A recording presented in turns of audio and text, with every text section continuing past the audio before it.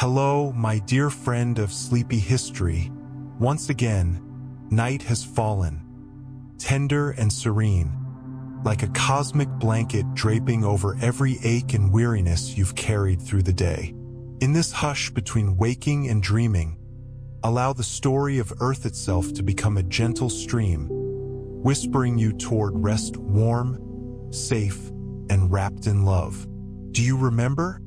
In episode 1, we listened together to the very first breath of our planet, born from the embers of the stars, raw and wild, still crackling with the energy of creation. Earth was molten, fragmented, fierce, a child of cosmic chaos. Then in episode 2, the fire softened. Water gathered, oceans cradled the world, and deep within those ancient seas, life stirred. Fragile as a thread of silk, yet persistent as a promise that refused to fade. And now, as the night embraces you once more, we step gently into episode 3, the Proterozoic Aeon, a chapter not of noise or spectacle, but of quiet revolutions. This was the time when life began to learn the art of tenderness. Single, drifting cells chose unity over solitude. They moved closer. They began to share. Oxygen, once a poison, became breath. And even when the Earth slipped into a long, frozen slumber, it was not an ending, but a sacred pause. A deep, restorative sleep. A preparation for wonders yet to come. Do you see now, dear one? Just like the Earth, we too sometimes need stillness to heal.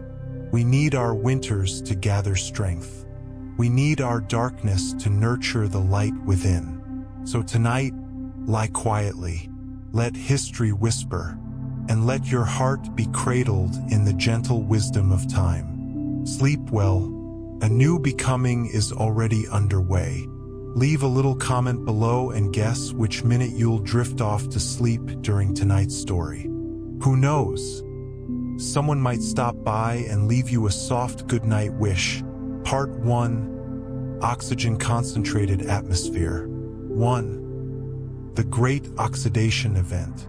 When Earth took its first breath of oxygen. Dear soul seeking stillness, tonight we return once more to the ancient pulse of our planet. Close your eyes, if you wish, and let your thoughts drift like stardust across the vast sea of time. We are going back, far, far back, to over 2.4 billion years ago, to a world so unfamiliar that even the air you breathe would have been deadly. This was a time before trees, before animals, even before complex cells. The sky was heavy with methane, carbon dioxide, hydrogen sulfide, and ammonia. The atmosphere was thick, dark, and alien, and yet, beneath the surface of a quiet, primordial ocean, a quiet miracle was stirring, one that would reshape the fate of the entire planet. This is the story of how oxygen, that invisible breath we take for granted, first arrived on Earth. Cyanobacteria, the first alchemists of air. Let us imagine now a shallow, sunlit sea. The waters are rich in minerals and warm from volcanic activity. And floating within them are billions of tiny, thread-like beings, cyanobacteria. They are ancient, simple, and yet profoundly powerful. They do something that, until then, no living thing had ever done. They capture sunlight and use it to break apart water molecules. Through the delicate, magical process of photosynthesis, they begin to release something new into the world. Oxygen.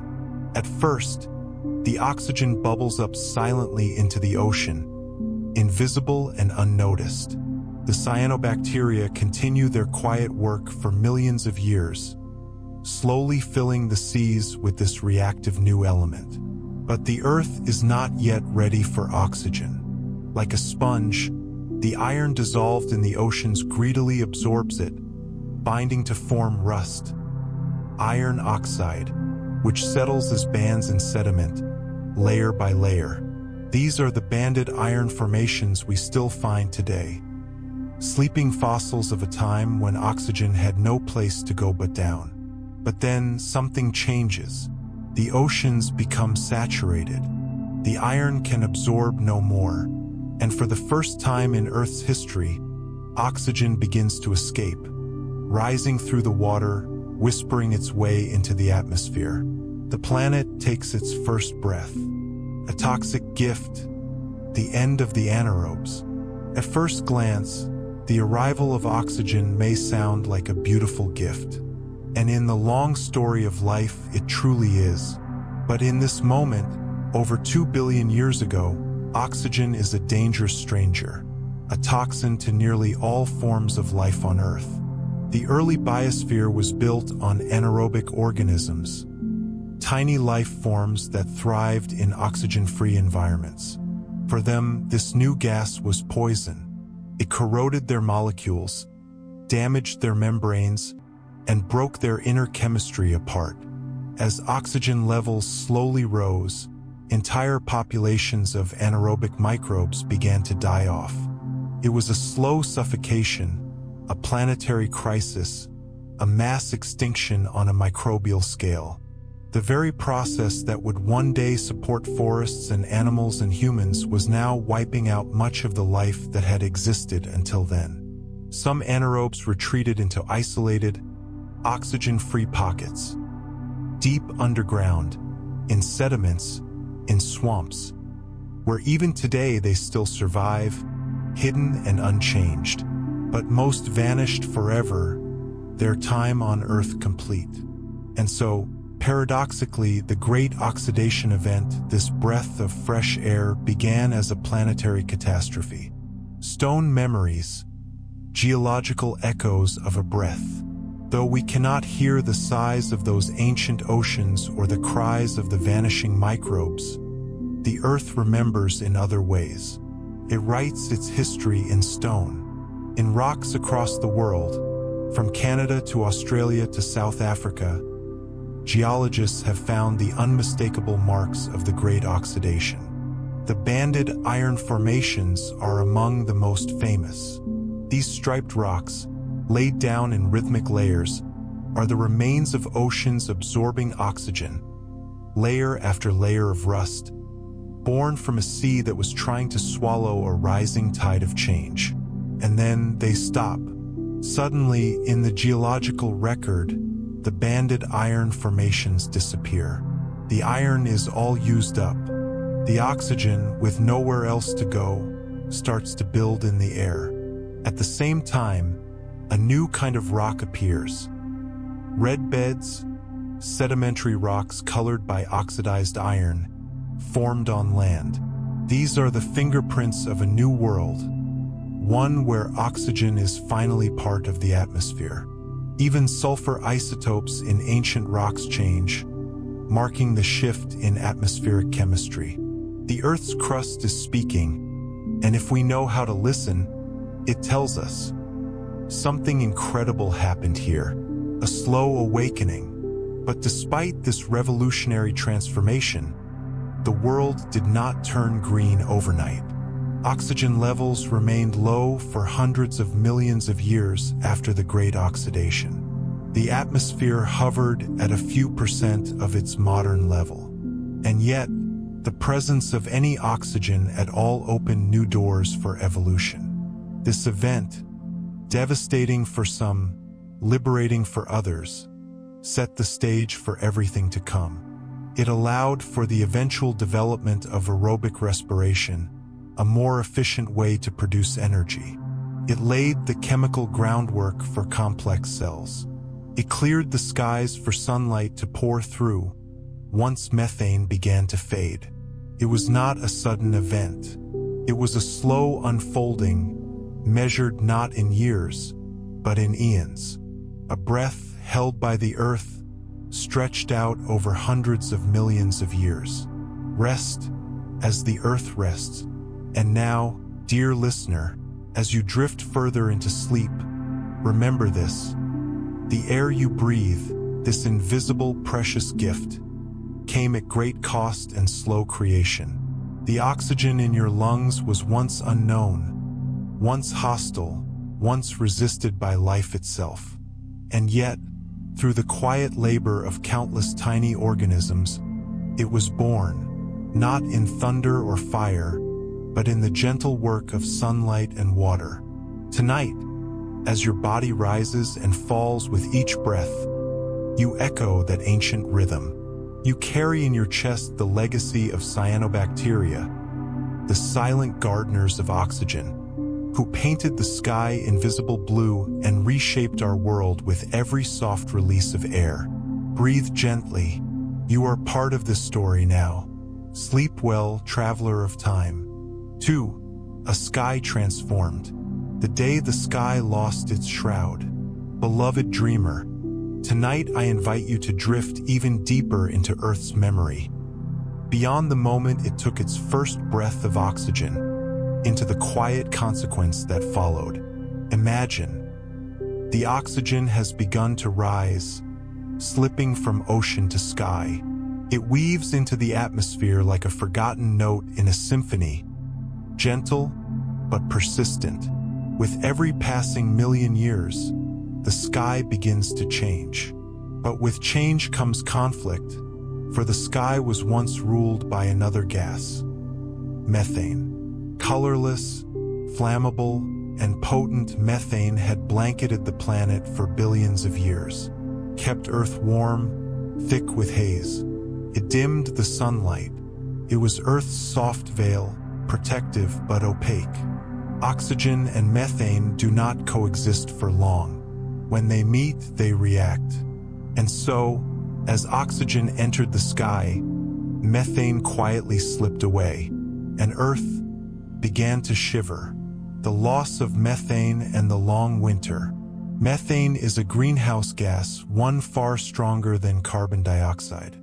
It traps heat, holding warmth near Earth's surface. In a world without oxygen, this warmth allowed life to flourish in the oceans, despite the sun being weaker than it is today. But now oxygen was rising, and methane began to break down. As the concentration of methane fell, Earth began to lose its thermal blanket. The sky, once heavy with haze, began to clear. The warmth it had held for so long began to slip away into space. And so began one of Earth's earliest ice ages. Glaciers crept outward from the poles. Ice spread across ancient continents. Even the oceans, once teeming with microbial life, began to cool and slow. The great oxidation had given Earth the gift of breath, and now it gave Earth its first long sleep. But this was not the end. It was, in its quiet way, another beginning. The birth of a new sky, the first ozone layer. As methane disappeared and oxygen grew, something miraculous happened above. Ozone was born. Ozone is made of 3 oxygen atoms. It forms in the upper atmosphere when sunlight strikes oxygen molecules, splitting them apart, then allowing them to recombine. This reaction, subtle and elegant, gave rise to a protective shield, the ozone layer. Though still thin and imperfect, this early ozone began to block the sun's ultraviolet radiation, a force that had long bombarded Earth's surface, limiting life to the safe cradle of the seas. With this new shield, the surface of Earth became less hostile. For the first time, rays of gentle sunlight could warm the land without burning it. In this golden hush, the planet found peace and prepared for the next great leap of life. Ozone, invisible yet essential, became Earth's gentle guardian. And even today, high above our heads, it still watches over us, a relic of this ancient transformation. The clearing of the sky, a new light for the world. With methane gone and haze dissolved, the skies of Earth began to open. For the first time in billions of years, blue light poured through the atmosphere. The world, once dim and orange-hued, began to glow with a new clarity. Sunlight reached the surface more freely, feeding photosynthesis, energizing the oceans, and deepening the carbon cycle. Earth's colors sharpened. The sea shimmered. Light, true bright light, became a shaping force. This was not just a shift in atmosphere. It was a change in perception, a redefinition of beauty. The planet was seeing itself clearly, and life in return began to reach upward toward the sun. Wind, weather, and the breath of a planet. With a clearer sky and shifting gases, Earth's weather patterns also changed. The distribution of heat became more uneven. Winds stirred. Currents in the oceans, once sluggish, began to swirl with new energy. Rainfall shifted, erosion increased, and sediments began to build in new places. The atmosphere, once heavy and static, became dynamic, breathing, moving, responding. And in this stirring, the Earth was not merely adjusting. It was awakening. Even now, we see the echoes of this awakening in mountain ranges shaped by ancient erosion, in mineral veins laid down by shifting rains, and in fossils left behind in silts from this time. These are the healing marks of transformation, slow but profound. The ground softens, the earth prepares. The cooling of the planet, the filtering of light, the change in chemistry. All of it began to reshape the surface of the world. The crust, once scorched by ultraviolet, now began to host shallow, sunlit pools. The upper layers of rock, once battered by radiation, now began to hold moisture, minerals, and organic matter.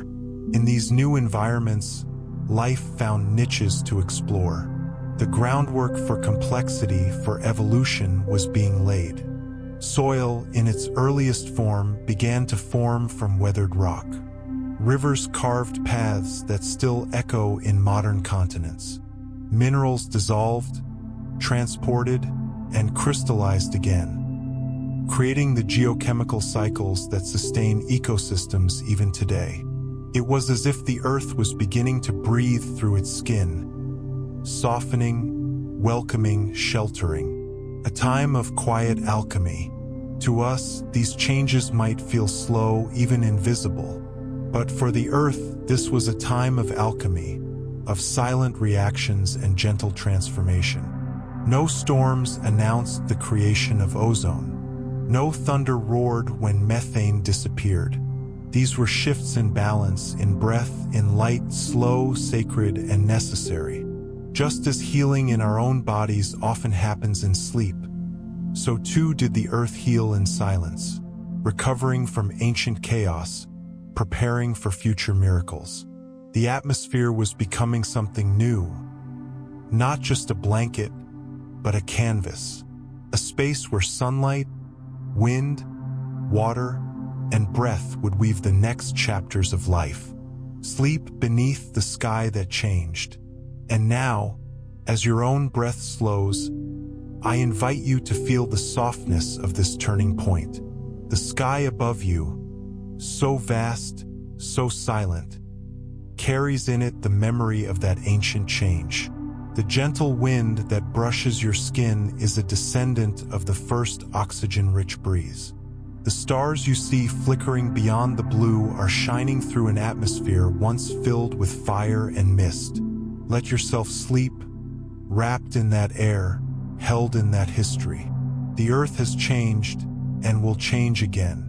But always, always it moves with patience, with rhythm, with love. Sleep well, dear traveler. The sky watches over you, just as it once began to watch over the world. 3. Biological significance. The breath that changed everything. The birth of cellular respiration. Dear traveler of dreams, imagine this. Tiny cells drifting through ancient oceans, once reliant only on fermentation to gather energy, now breathing, truly breathing, for the first time.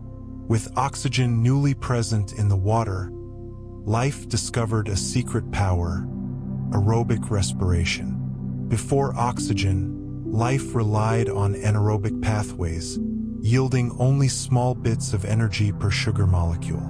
It was enough to survive, but not to grow, not to explore.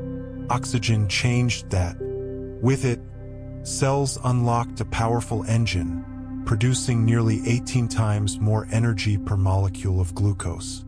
This wasn't just about energy, it was about freedom. With this newfound efficiency, cells could expand their complexity, build internal structures, move, react, and even store information more effectively. And so, in the quiet womb of a changing ocean, life learned to breathe. That breath, invisible but profound, became the heartbeat of all complex life to come. Even now, within your own body, this ancient rhythm continues. Every inhale, every exhale, echoes that first moment of cellular awakening. A new energy economy. With aerobic respiration came not only survival but potential. Oxygen was like a new currency, a form of wealth that could be spent on biological innovation. Organisms that could use oxygen efficiently began to outperform those that could not. They grew larger, moved faster, reproduced more effectively. This surplus of energy allowed for experimentation in structure and function. Cells evolved organelles, internal compartments, and membranes that folded and specialized. These were the seeds of complexity. More energy meant more possibility, not just for individual cells, but for cooperation among cells. The groundwork for multicellularity was being laid. This era wasn't a sudden explosion, but a gentle stirring, like the hum of a world slowly waking up. It was the beginning of biological ambition, a quiet revolution of metabolism that made future wonders possible. Even as you rest tonight, the ATP powering your dreams comes from that same process, ancient and true. You are, quite literally, a flame fed by oxygen, passed down from the first sparks of cellular breath. The climate balance, a breath between extremes. While oxygen transformed life from within, it also brought balance to the world beyond the cell. In a planet once swayed by extremes, intense heat under a methane-rich sky, or the deep freeze of a dying atmosphere, oxygen helped establish stability. It reacted with carbon, sulfur, and iron, helping to regulate greenhouse gases. Earth's wild climate began to calm. This didn't happen overnight.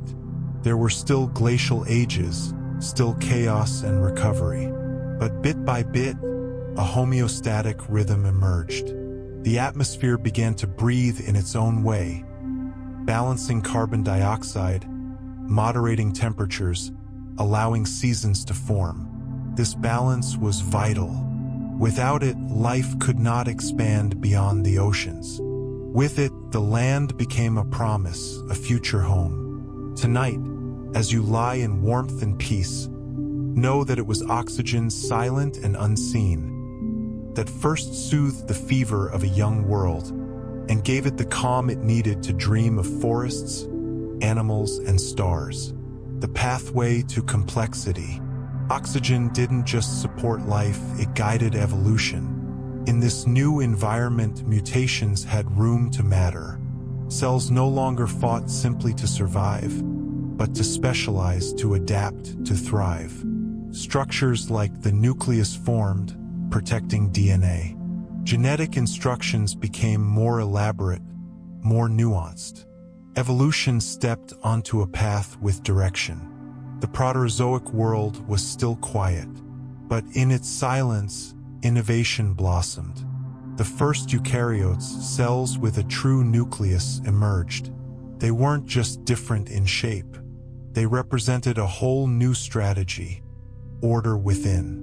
With oxygen came not only respiration, but regulation. Internal chemistry became refined. Feedback loops formed. Some scientists believe even early forms of cell signaling appeared in this time, whispers between life forms in an ocean still learning to speak. This chapter of Earth's story reminds us that complexity arises not in chaos, but in calm. And just as you are more than your instincts, so too was life becoming something more than mere reaction. It was learning to reflect, to coordinate, to evolve with purpose. Light, color, and the awakening of perception. Oxygen changed more than biology, it changed how the world looked. As methane faded and the sky cleared, sunlight flooded Earth with clarity. Blue skies appeared. Sunbeams reached the seabed. Light was no longer just a source of energy. It became a language. Photosynthetic organisms evolved new pigments. Early life began to react not just to the presence of light, but to its quality, its direction, its rhythm. This was the first whisper of perception, the very beginnings of vision. Later, in shallow waters, early multicellular organisms would begin to sense light, respond to it, and even move toward it. Oxyrich skies meant more photosynthesis, which meant more food, which meant more need for awareness. From this sensory awakening, entire systems would evolve: eyes, nerves, motion, memory. But here, in the Proterozoic, it began with light filtered by oxygen, and cells daring to notice. As you close your own eyes tonight, let them rest knowing that the first flicker of sight, of wonder, began in these ancient waters, under a sky freshly born. Sleep in a world that breathes. The Great Oxidation was more than an event. It was a healing. Trapped heat and radiation gave way to gentle winds and balanced sunlight. Shallow seas filled with promise. Earth, once wild and volatile, began to settle, as if taking its first calm breath. And in that breath, life found space to grow, to feel, to become. Tonight, as your own lungs rise and fall, know that you are part of that rhythm, a quiet inheritance from Earth's deepest history. The oxygen you draw in now was made possible by cyanobacteria that once painted oceans green, by sunlight that kissed ancient tides, by a sky that cleared to let color in. The world you know began not in fire, but in breath. So sleep now, dear dreamer. Sleep beneath this ancient sky that learned to love life and has never stopped breathing since. Part 2. The Eukaryotic Explosion. 1. The Origin of Eukaryotes. A world before boundaries, the humble prokaryotes. Dearest listener, close your eyes and drift back, far beyond memory, into a time when life was nothing more than a whisper. In the great stillness of Earth's ancient oceans, the first forms of life stirred. Simple, boundless, and soft as breath.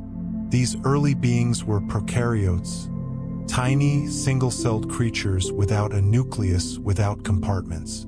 Their DNA floated freely, like threads of thought in an open sky. They had no walls between their intentions. Everything within them was shared, accessible, exposed. And yet, for billions of years, they endured. In warm, shallow waters, by volcanic vents, in places dark and cold. They adapted, they survived, they multiplied.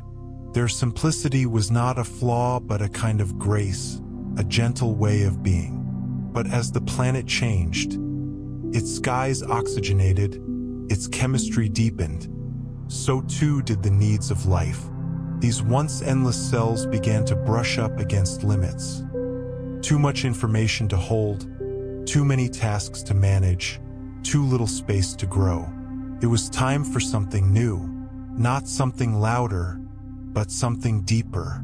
Not something faster, but something more intentional. Life did not rush forward, it listened, and it evolved inward. And in that listening, in that stillness, the first seed of the eukaryote was sown. A quiet beginning, not born of war, but of tenderness. Not separation, but intimacy.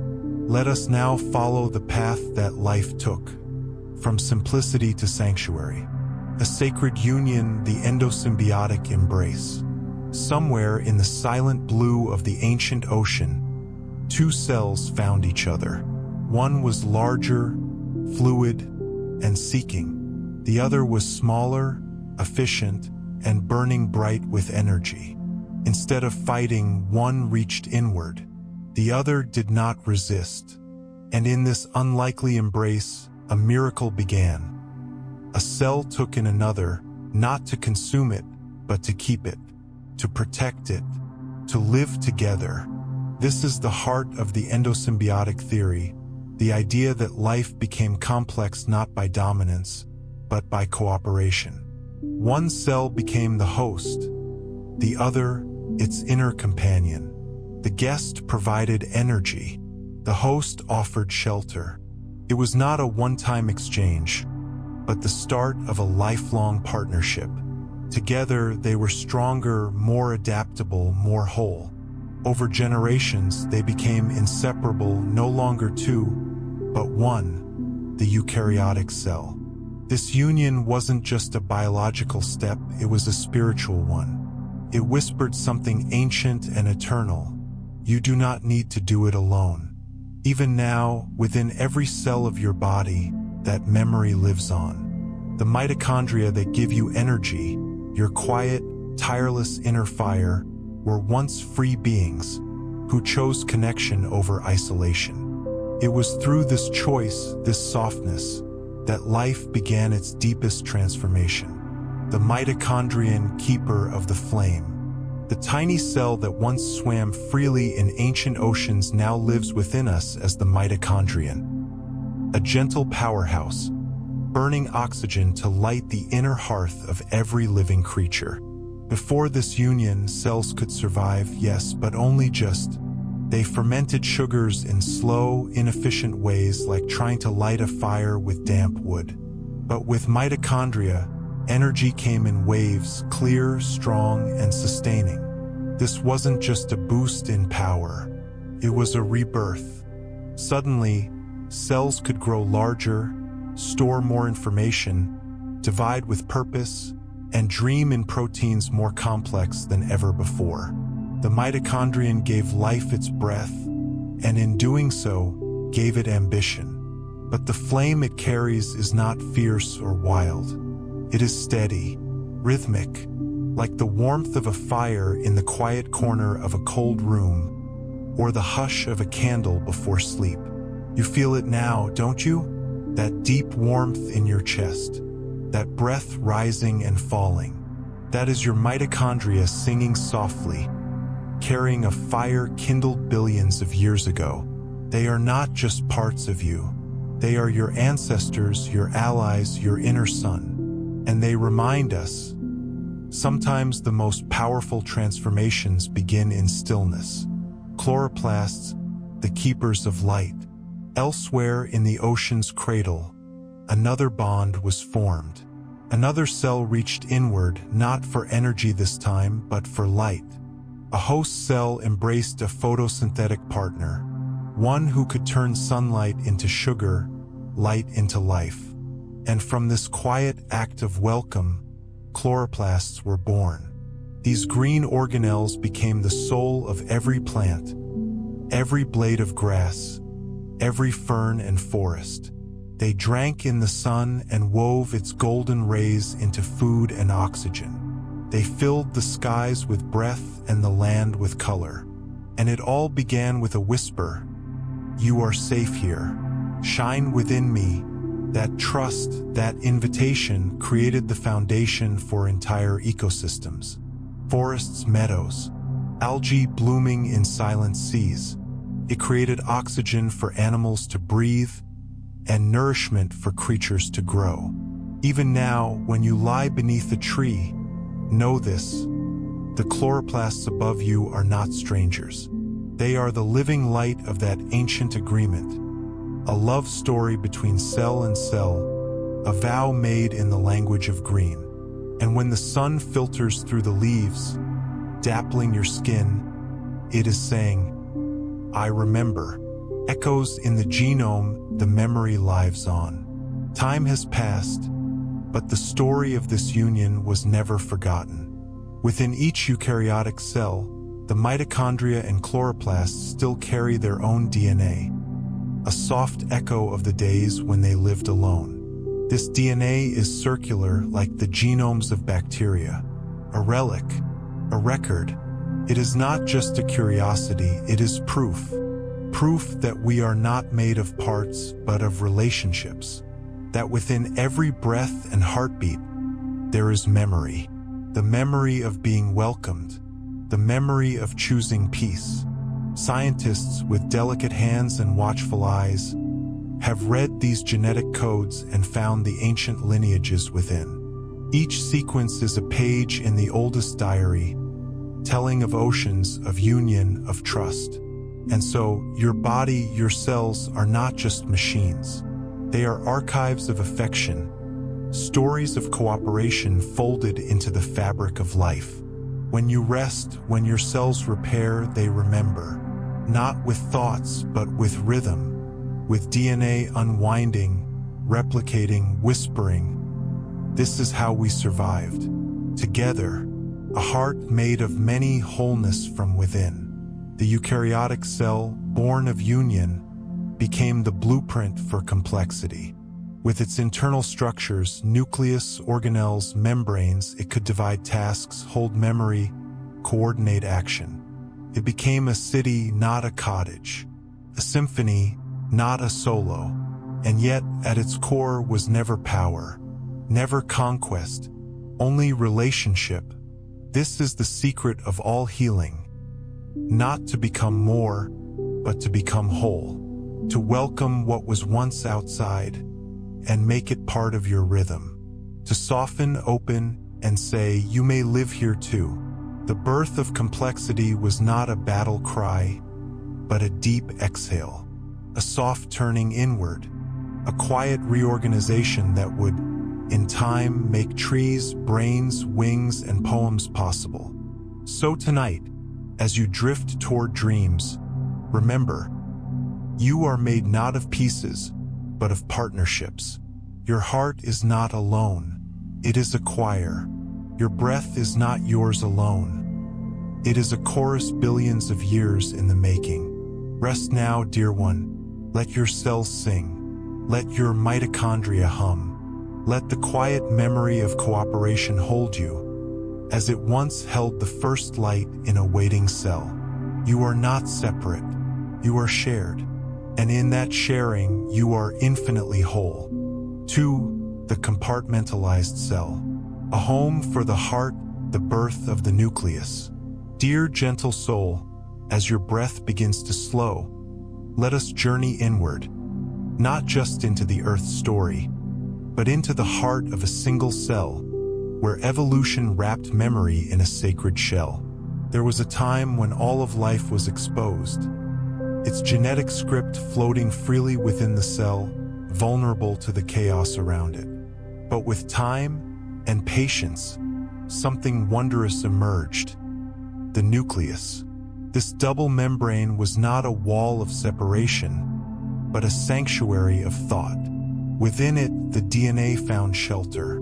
Quiet could finally cradle meaning. For the first time, transcription and translation, the making of proteins from genetic code, could be separated, one in silence, one in motion. This simple change birthed a cascade of complexity. The nuclear envelope, riddled with tiny pores, allowed the dance between inside and outside. Messages sent out, signals returned. It was not a cage. It was a threshold. This moment in evolution teaches us that vulnerability can be protected without being closed off. Like the human heart that opens cautiously, the cell too learned the beauty of soft boundaries. Tonight, your own cells hold this ancient decision. Each nucleus a whisper of safety. And as you sleep, your very being continues that promise. Here, within, you are protected. Little rooms of purpose, the rise of organelles. As Earth calmed, so did life. And within those early eukaryotic cells, a revolution unfolded, not of conquest, but of gentle organization. Inside each cell, small pockets formed, organelles. They were like quiet rooms in a sacred monastery, each one focused on a single task, performing it with grace and precision. The endoplasmic reticulum stretched like delicate fabric, folding proteins with care. The Golgi apparatus sorted and shipped them like a wise elder preparing gifts for a long journey. Lysosomes, often misunderstood, were not destroyers but gentle recyclers, returning worn-out parts to the soil of the cell. Each organelle gave the cell new powers, could digest, synthesize, store, and communicate, could build, break down, and rebuild. No longer a chaotic soup, the cell became a quiet city, each district humming with purpose. And in this, there is deep healing. Within ourselves, we too build these quiet rooms, spaces for rest, for grief, for creativity, for love. The cell reminds us, you don't have to do everything in one space. Compartmentalization is not fragmentation. It is sacred organization. Let yourself soften into that thought. You, like the eukaryotic cell, are allowed to have quiet corners. You are allowed to tend to each part of your inner world in turn, and in doing so, become whole. Specialization, a symphony within. With its inner rooms in place, the cell began to compose its own music. No longer did each part do everything. Now each found its true voice. Mitochondria, born of ancient symbiosis, pulsed with energy. Ribosomes, both in the cytoplasm and on the ER, translated life into form. Peroxisomes detoxified the cell, like healers clearing stagnant energy. Even the cytoskeleton, a network of filaments, held the cell in graceful shape, not stiff but resilient. This was not efficiency for its own sake. It was specialization as harmony. Just like an orchestra where each musician plays one instrument, the eukaryotic cell discovered a truth. Strength comes not from doing it all, but from trusting in unity. And so, the cell became not just a building block of life, but a microcosm of collaboration. Each function amplified the others. Each part existed not in isolation, but in interdependence. As you lie still tonight, let this image rest inside you. A quiet city within, each chamber aglow with its own wisdom. You too are not meant to carry all tasks alone. You are a symphony in skin, and when each part is heard, the music becomes divine. A language of coordination, the inner network. But even harmony needs direction. And so, within these new eukaryotic cells, a language emerged, subtle, silent, and sublime. Signals flowed between membranes and organelles. Calcium ions triggered cascades. Messenger RNA carried stories from nucleus to ribosomes. Protein kinases whispered instructions in a dance of phosphorylation. No single part dominated. The cell didn't bark commands, it listened. It sensed changes in temperature, in light, in nutrient availability. It adjusted with grace. This was not control. It was awareness. This cellular sensitivity mirrors our own nervous system, the way a body knows when to slow the heartbeat, when to tighten the breath, when to release. In every cell, there is a network not of control, but of compassionate response. So, as you feel your own body tonight, your chest rising, your limbs softening, know that within you, these same ancient rhythms continue. You are not just a body, you are a conversation held together by gentle intelligence. Let go into that intelligence. It is older than thought, deeper than fear. It is the memory of a time when life learned to feel, and in feeling became more alive. preparing for multicellularity foundations for a greater whole. All of this, the nucleus, the organelles, the networks, was preparing for something beyond the cell itself: community.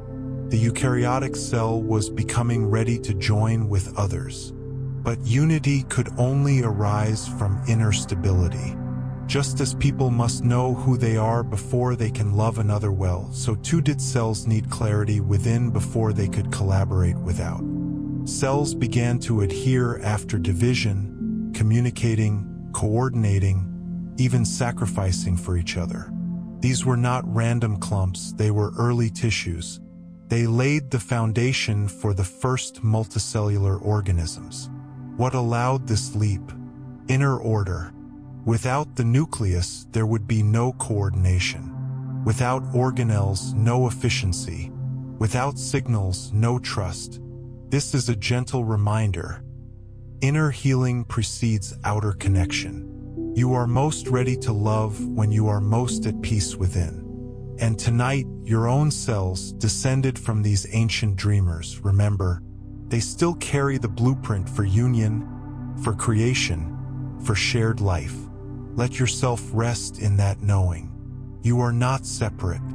You were born for togetherness, and it begins with your own harmony. A lullaby from within, sleep in cellular grace. Now, as the quiet deepens, let us return to where we began.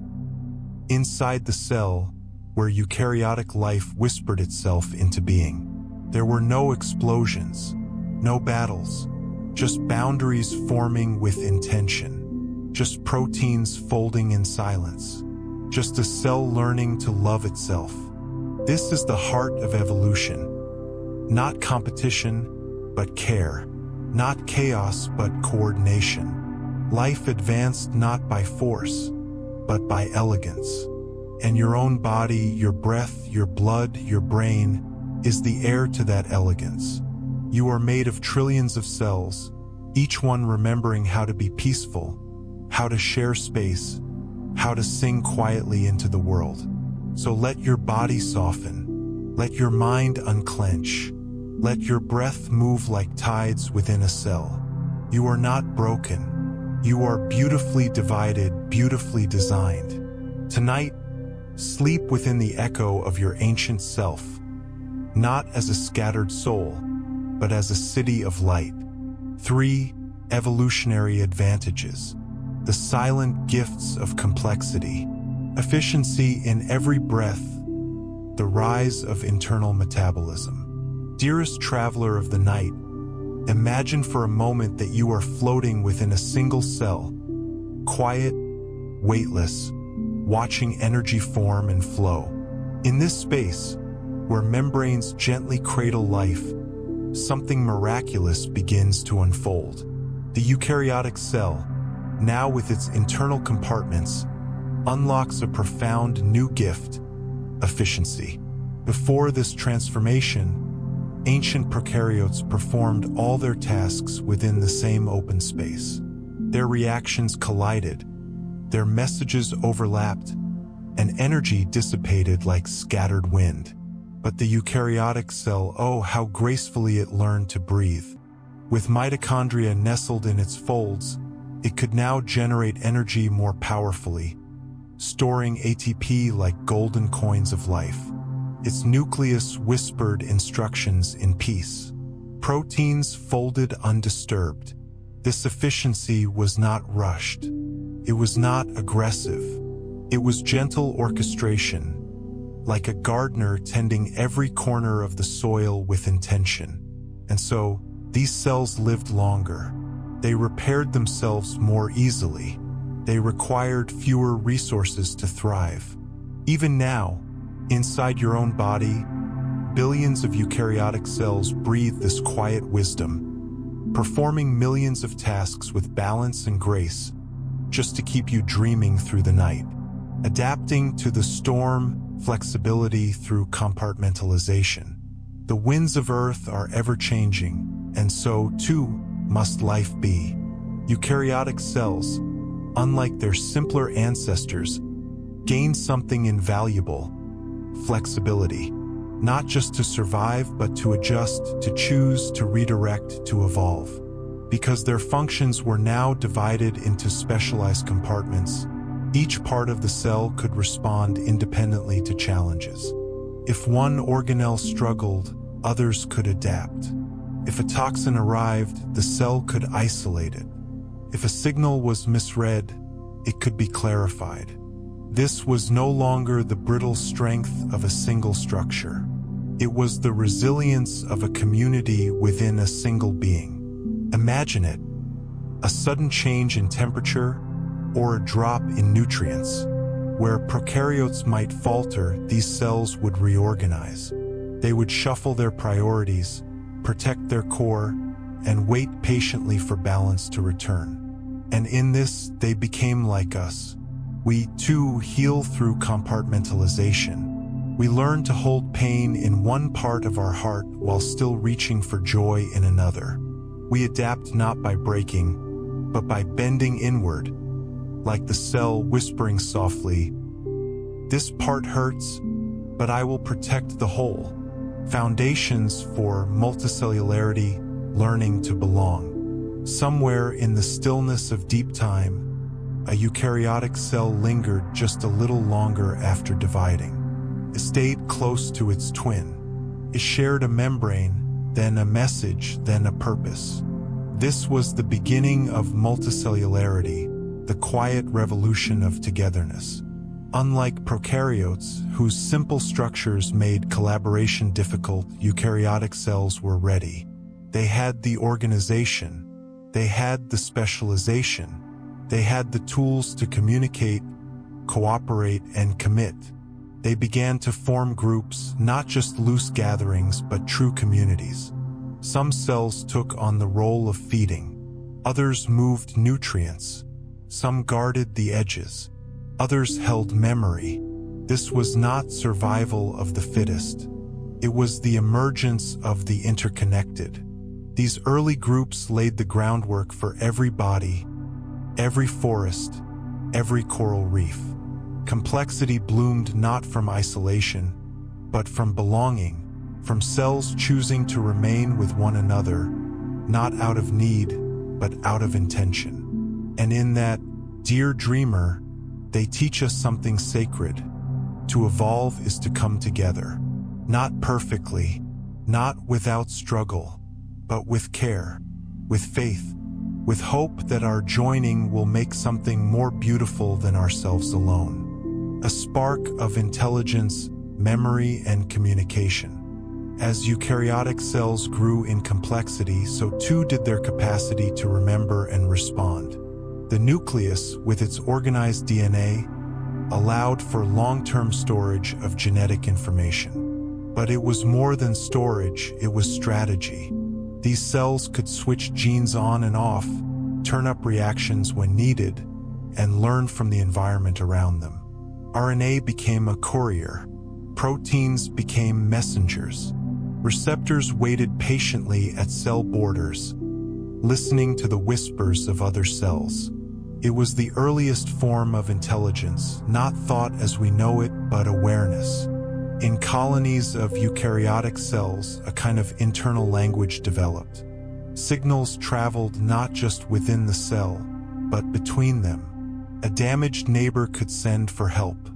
A hungry cell could request food. A group under threat could activate defenses as one. This was communication that required memory, empathy, and timing, the same qualities that form human conversation today. And so, in every quiet reaction within you tonight, there is a trace of that early brilliance, a flicker of cellular thought that echoes the memory of life learning to speak.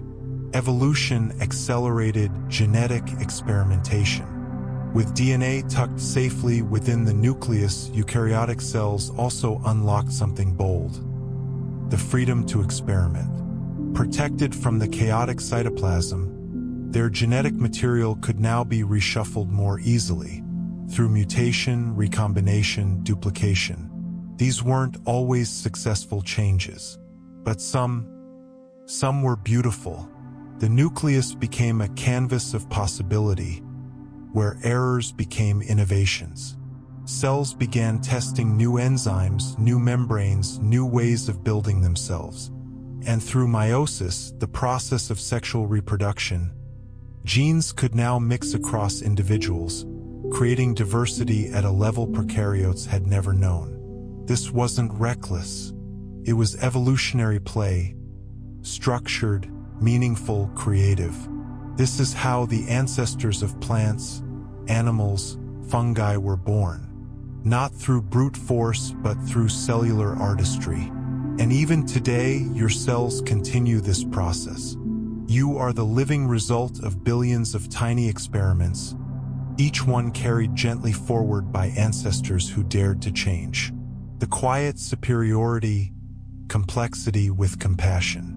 In the end, eukaryotic cells did not win by dominance or speed. They endured by being complex, yes, but also by being thoughtful. They were slower to reproduce than prokaryotes, but longer lived. They were more vulnerable in some ways, but infinitely more adaptable.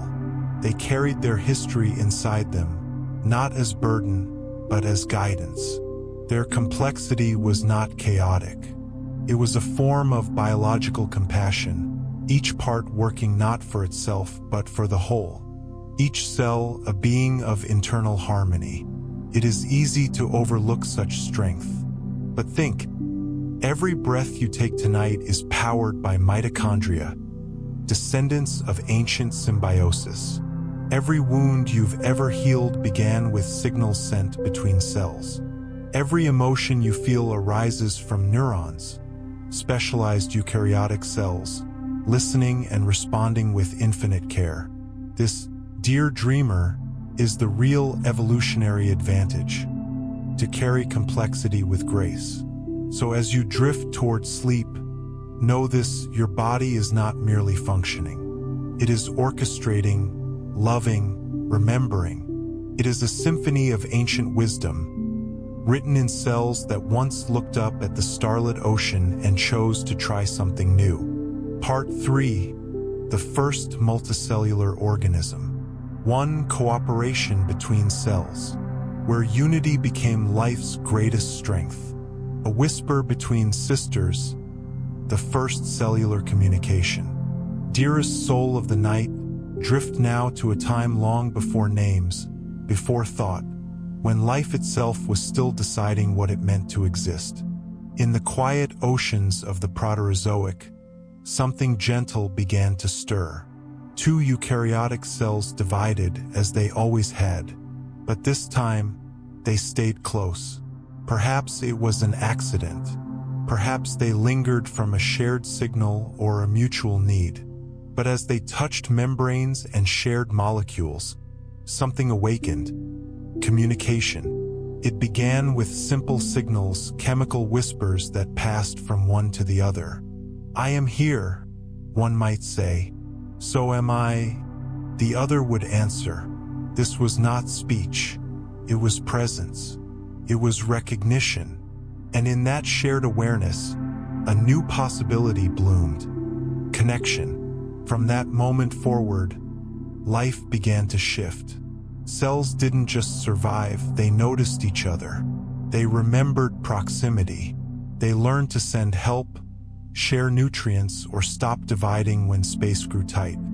And so, even in the dark silence of deep time, the very first community was born, not in competition, but in companionship.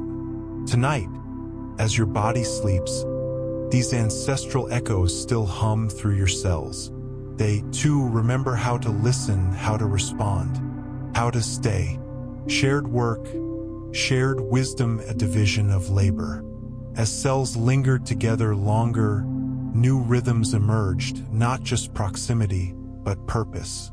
No longer did each cell do everything. Slowly, gently, they began to specialize. One cell might focus on gathering nutrients from the environment. Another might take responsibility for protection, building thicker membranes or sensing changes.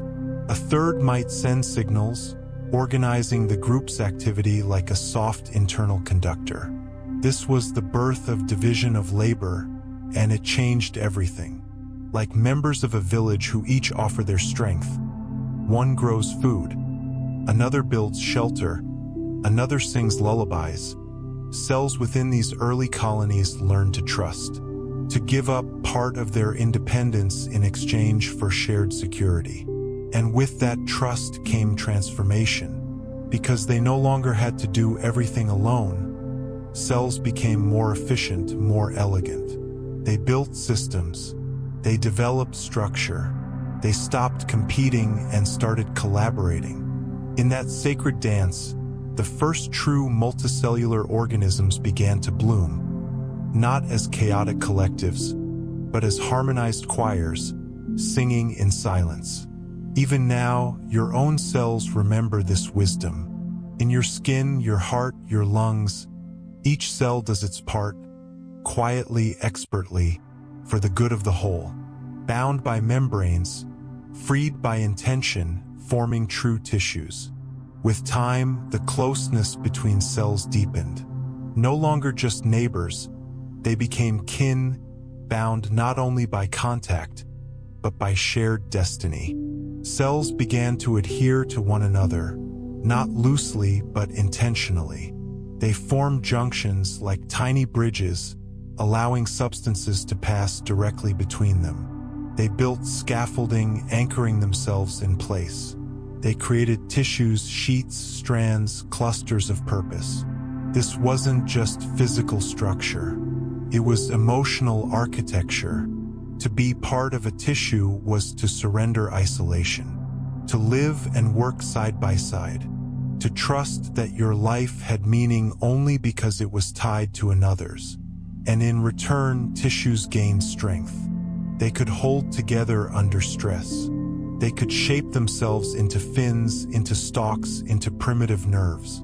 They could grow with intention. It was no longer about surviving as a single cell. It was about becoming something greater. Just as families, communities, and friendships give us form, tissues gave life structure. A softness with strength, a boundary that welcomed. And tonight, beneath your skin, your own tissues continue this story, cradling you in quiet cooperation. Symphonies of function, early organs begin. From tissues arose something even more miraculous, organs. As multicellular organisms expanded, groups of tissues began to collaborate in more complex ways. Some focused on digestion, others on movement, still others on sensing the world. These were the first primitive organs, not yet hearts or brains, but beginnings. A cluster that waved to push water, a patch that absorbed light, a network that carried fluid. Each organ wasn't just a part, it was a promise. That many cells could come together not just to live, but to create function. This leap was monumental. It meant organisms could grow larger, move farther, sense more deeply. It meant ecosystems could diversify, and life could take on shape, direction, intention. And it all came from that one idea: cooperation. In you, too, this idea lives on. Your organs don't just exist. They sing in chorus, each one playing its part so you can breathe, dream, heal, and feel. Every beat of your heart is a reminder. You are a symphony of ancient teamwork, life loops, feedback, and mutual care. What held these early systems together wasn't force, it was feedback. Cells didn't just act, they responded. When one tissue needed more energy, others adjusted. When a part was damaged, healing began. When danger approached, cells warned each other. These loops of mutual care created something new: resilience. If one part failed, the whole did not collapse. Systems compensated. Balance was restored. Adaptation became automatic, built into the very nature of being multicellular. It was like the body had learned how to listen to itself, like a garden tending its own roots, or a forest healing its broken branch. And in this, we find a kind of emotional wisdom. To thrive, we must not ignore our parts. We must respond to pain, nurture exhaustion, notice imbalance, not with panic, but with gentle attention. Just as these first life forms learned, so can we. Healing begins when we care for the whole by honoring each part. Belonging beyond survival, the emotional genius of cooperation. In the end, the shift to multicellularity wasn't just biological. It was philosophical. To survive alone is instinct, but to live in cooperation, that is intelligence. These early cells made a choice, not conscious but sacred, to prioritize the collective over the individual. To say, I will play a smaller role if it serves something bigger. To belong even when it meant giving up a piece of self. That's not weakness. That's the deepest kind of strength. Every organism today, from jellyfish to oak tree to human, descends from that act of trust, that leap into togetherness. And so, as you lie here now, wrapped in your own quiet body of countless cells, know this: you are not alone. You are not a singular being. You are a miracle of cooperation. Let that knowledge hold you tonight. Sleep well, sweet companion of Earth. The same unity that shaped oceans and forests shapes you, too. And tomorrow, like the first multicellular life, you will rise, stronger for having chosen to stay connected. 2. The formation of simple tissues and organs, where the body begins to take form and life finds shape through unity. From many to one, the transition from unicellular to multicellular stability. Dearest listener, close your eyes and imagine a world where life is still a whisper, scattered cells drifting in the warm cradle of ancient oceans. These cells, though alive, are small stories floating alone. They breathe, they divide, they move, but they have no shape beyond their own, no memory of a larger purpose. But now, in the hush after the first harmonies of cooperation, something more begins to stir. Some cells begin to stay together, not just for a moment, not just by accident, but for life. This marks a quiet revolution, the true birth of multicellularity. Here, stability emerges. These clusters of cells are no longer temporary groups, but intentional communities. They hold together through specialized proteins, through molecular handshakes that whisper, I'm with you. Let's stay. Over time, these groups no longer behave like many, they behave like one. They move together, they grow together, they sense the world as a single being. This is where structure begins, the foundation for tissues, for organs, for everything you now know as a living body. Tonight, as you rest in your own body, a miracle of countless cells working in unison, know that the story of your form began in these ancient oceans, with tiny cells choosing to stay and to trust. Weaving connection, the birth of tissues. When cells remain together, something remarkable begins to happen. They start to specialize their roles, but more than that, they begin to organize their space. They don't just float anymore. They layer, they stretch, they connect. They form tissues, the soft fabrics of life. Some tissues line the outside, protecting. Others fill the inside, storing and transporting. Some act as bridges, some as barriers, some as guides. These tissues are simple, yes, but profound, because they are not just made of cells. They are made of agreement, of structure and communication, of shared rhythm. To create a tissue, cells need to listen. They need to stop dividing at the right time, to stay in position, to hold on gently. Not too tight, not too loose. They must be aware of where they are and who they're next to. And so, tissues become the first architecture of the living world. Not buildings made of stone, but scaffolds of trust. not towers of steel, but carpets of breath. Even now, as your skin wraps around you and your inner linings cradle your organs, your body echoes this first art form, the quiet weaving of life into form and function. Sleep now, embraced by the same miracle that began in the stillness of Earth's earliest seafloors. Function within form, the rise of primitive organs. From tissues comes something even more incredible: organs. When groups of specialized tissues begin working together, they create something new, a system, a tool, a purpose beyond survival. A coordinated act of life. Some of the earliest organs were likely not hearts or lungs, but simple structures for movement, for feeding, for sensing. Tiny cavities formed, lined by absorbing cells shaped to capture nutrients. Channels allowed water to flow, bringing food and oxygen in, pushing waste out. Little flaps responded to stimuli, the beginning of reaction, of awareness.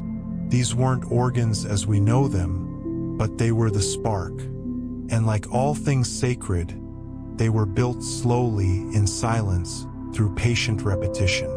As each generation passed, those who had the most effective structures thrived. Bit by bit, the primitive gut, the anchor, the paddle, all evolved. Organs meant efficiency. They meant energy savings. They meant possibility, the potential to grow larger, live longer, move further. Tonight, feel the organ systems inside you, so complex yet so ancient.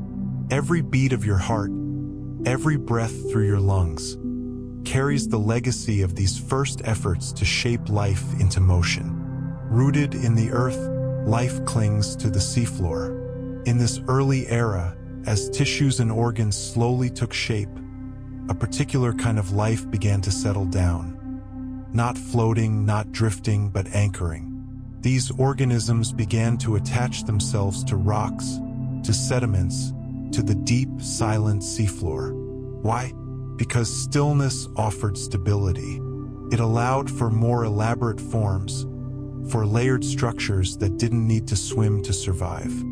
Here, organisms could build upward, layer upon layer, feeding off filtered light or drifting nutrients. This was the domain of mats and fronds, of simple tubes and stalks, early blueprints for coral, sponges, and seaweeds. Their bodies were often flat, like leaves pressed to stone. Some filtered the water. Others absorbed nutrients from the surface below. They lived slowly, sometimes never moving at all, but their very stillness shaped the world. Their presence trapped sediment. Their surfaces became habitats. They built the first ecosystem frameworks. And in this rootedness, there is a quiet lesson for us. Sometimes, staying still is powerful. Sometimes, growth doesn't mean movement, but deepening. Sometimes, just by being where we are, we offer shelter, we hold space, we become part of something larger. Let yourself be still tonight. Let the seafloor cradle you, soft, ancient, and strong, etched in stone fossil echoes of the first designs. Though so much of this chapter in life's story was soft and slow, the earth found a way to remember it, through fossils. Among the oldest fossils we have are impressions of these early multicellular beings. Flattened forms, ribbed mats, tiny tubes, shallow patterns pressed into ancient mud. They may not be detailed, but they speak volumes. They tell us that tissues had formed, that shape had purpose, that life was beginning to claim its place not just in time, but in space. These fossils whisper of form without bones, of structures held together by nothing more than cooperation and time. We find their traces in Ediacaran rocks, ghostly forms with no mouths, no eyes, no symmetry, yet clearly alive. Some resembled discs, others fronds.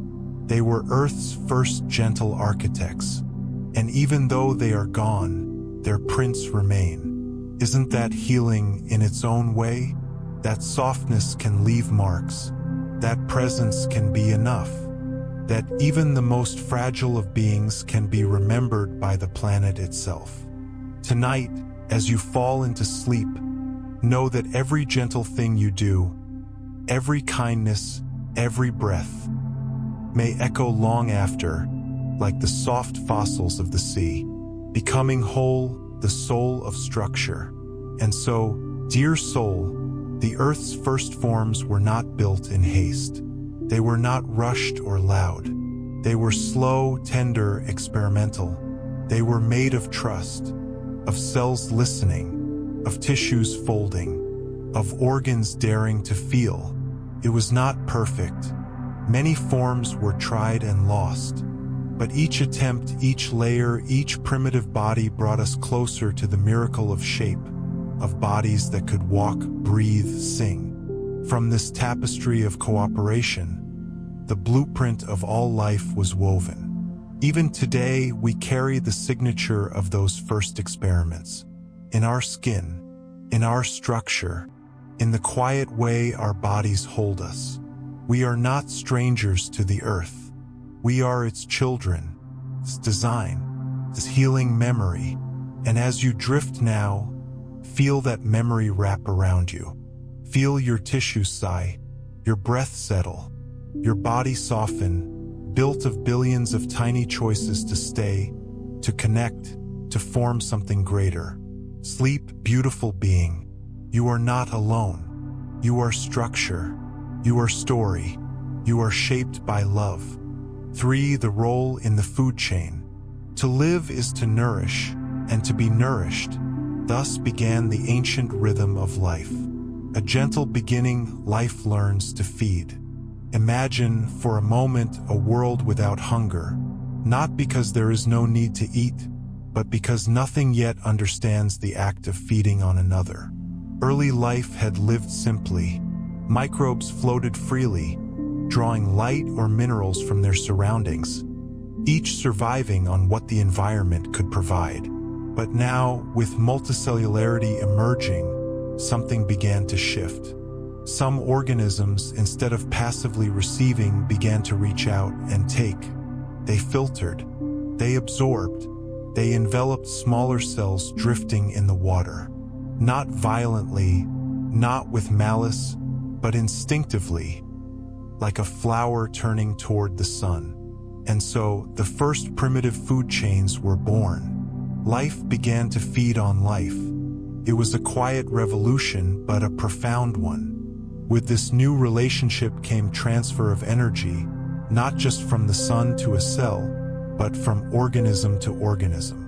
This wasn't yet predation as we know it, no teeth, no claws. But it was the beginning of ecological connection. A chain of sustenance that would grow into the complex food webs we see today. Let this idea cradle you tonight, that even the simplest beginnings, even the softest interactions, can grow into systems vast and beautiful. Energy storage, learning to keep life within. As multicellular organisms began to feed on others, a new challenge emerged: how to store what they consumed. Single-celled organisms lived moment to moment. But now, some beings found themselves full with more energy than they could use at once. And so they learned to keep it. They began to form fat-like molecules, tiny vaults of energy within their cells. They built compartments, developed pathways to transform and retain nutrients. This storage allowed them to survive when food was scarce, to rest, to grow, to explore. This was more than biological adaptation. It was the birth of resilience. And more than that, it was the beginning of internal balance. Energy no longer flowed in and out like breath. It pulsed within, softly glowing like embers in the dark. In this, life became patient. It learned to endure. Tonight, as your body rests and metabolizes the day, know that you, too, are part of this ancient inheritance. You hold within you the wisdom of storing strength for the days to come. Not competition, but connection, harmony within the chain. It's tempting to think of food chains as battles, a game of survival, tooth against claw. But the earliest chains were not wars. They were cycles, patterns of cooperation, even when no creature was aware of it. A microbe consumed by a larger being returned to the earth as nutrient. Waste became fertilizer. Death became birth. Even predation had its place. Population control, nutrient recycling, energy movement. In this system, every life mattered, not only the hunter but also the hunted. Not only the consumer but also the decomposer. Every role was essential, and the chain was never a straight line. Curved. It looped. It became a web of quiet support, where life fed not on fear, but on continuity. Even today, modern ecosystems echo this rhythm. A fallen leaf feeds fungi. A mouse feeds an owl. The owl returns to the soil, and so it turns endlessly. As you listen in the dark tonight, know this: your presence matters, even when you feel small. In the great web of existence, each breath you take is part of a balance as old as Earth itself. The dawn of hunting when motion brought purpose. With energy stored and structure in place, some organisms began to do more than wait. They began to move toward their food. Tiny flagella beat faster. Sensory hairs detected chemical trails. Simple nervous systems formed, allowing creatures to respond, to seek. This was the beginning of behavioral feeding, the moment when movement became meaningful. The first hunters did not stalk like wolves or dive like hawks. They glided, they hovered, they sensed where nutrients were denser, where prey was abundant. They used touch, vibration, light cues. They reached out and life responded. This hunting was not brutal. It was curious. It was a first exploration of will. The will to choose where to go and what to pursue. And with this, life gained agency. Organisms weren't just reacting to the world. They were beginning to shape their interaction with it. Even now, every choice you make, what to nourish yourself with, what to follow, echoes this ancient pattern. May you rest tonight with the knowledge that seeking is sacred, and every movement toward sustenance is an act of evolution. The first web, from linear chains to living networks. As the food chains lengthened, they began to intertwine. One organism fed on another but also depended on many. One microbe might be eaten by a sponge, which in turn was decomposed by bacteria. One death fed a dozen lives. Thus, the food web was born, a vast living tapestry of energy and interaction. And in this web, stability grew. Ecosystems became resilient. When one source waned, others remained. Diversity became strength. Complexity became protection. Every role, producer, consumer, recycler, became more defined. Ecological niches formed. Relationships deepened. Life no longer survived alone. It thrived in togetherness. Let this truth sing to you as you drift to sleep.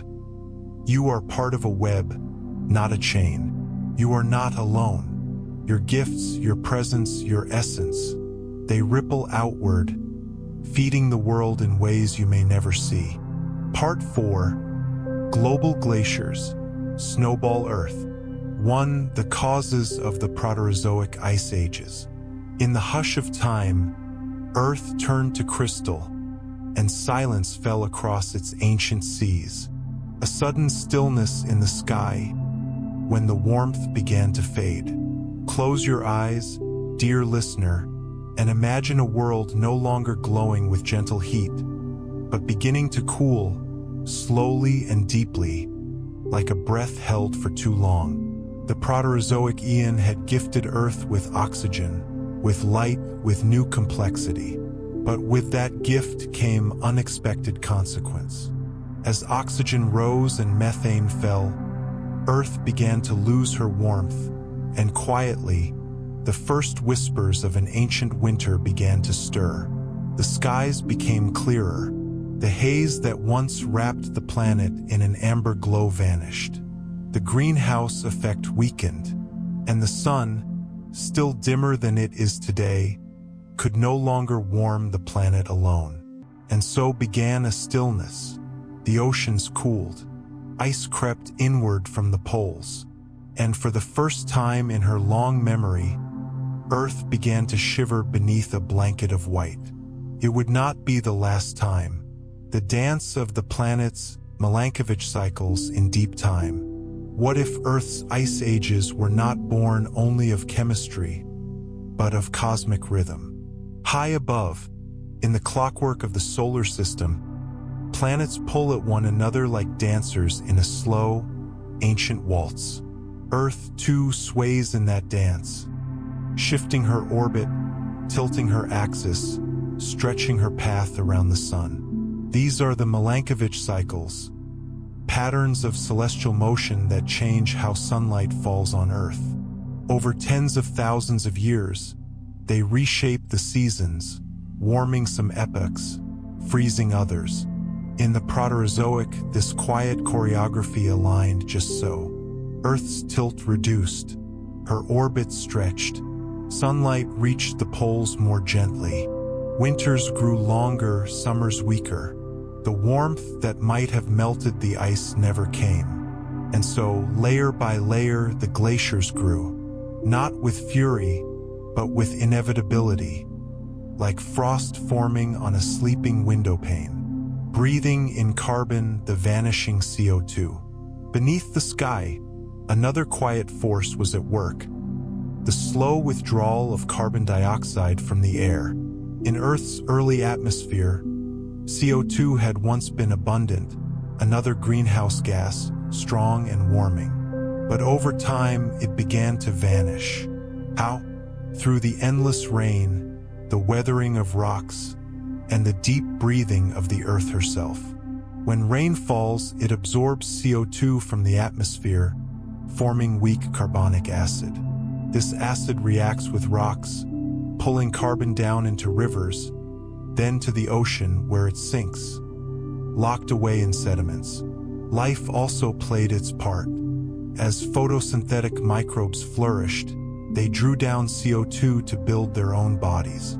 More oxygen, less carbon. More complexity, less warmth. With methane already lost, and now CO2 draining slowly away, Earth was left nearly defenseless against the cold. And so, not with a scream, but with a sigh, the planet stepped deeper into frost. The puzzle of the continents, a world in one place. The continents, too, have their secrets. In the Proterozoic, the land was not scattered, but gathered, clumped together into vast supercontinents, drifting through time. Rodinia was one such world, a sprawling, rocky mass near the equator. At first, this might seem to warm the planet, but in truth, it helped it freeze. How? Through rock, rain, and reflection.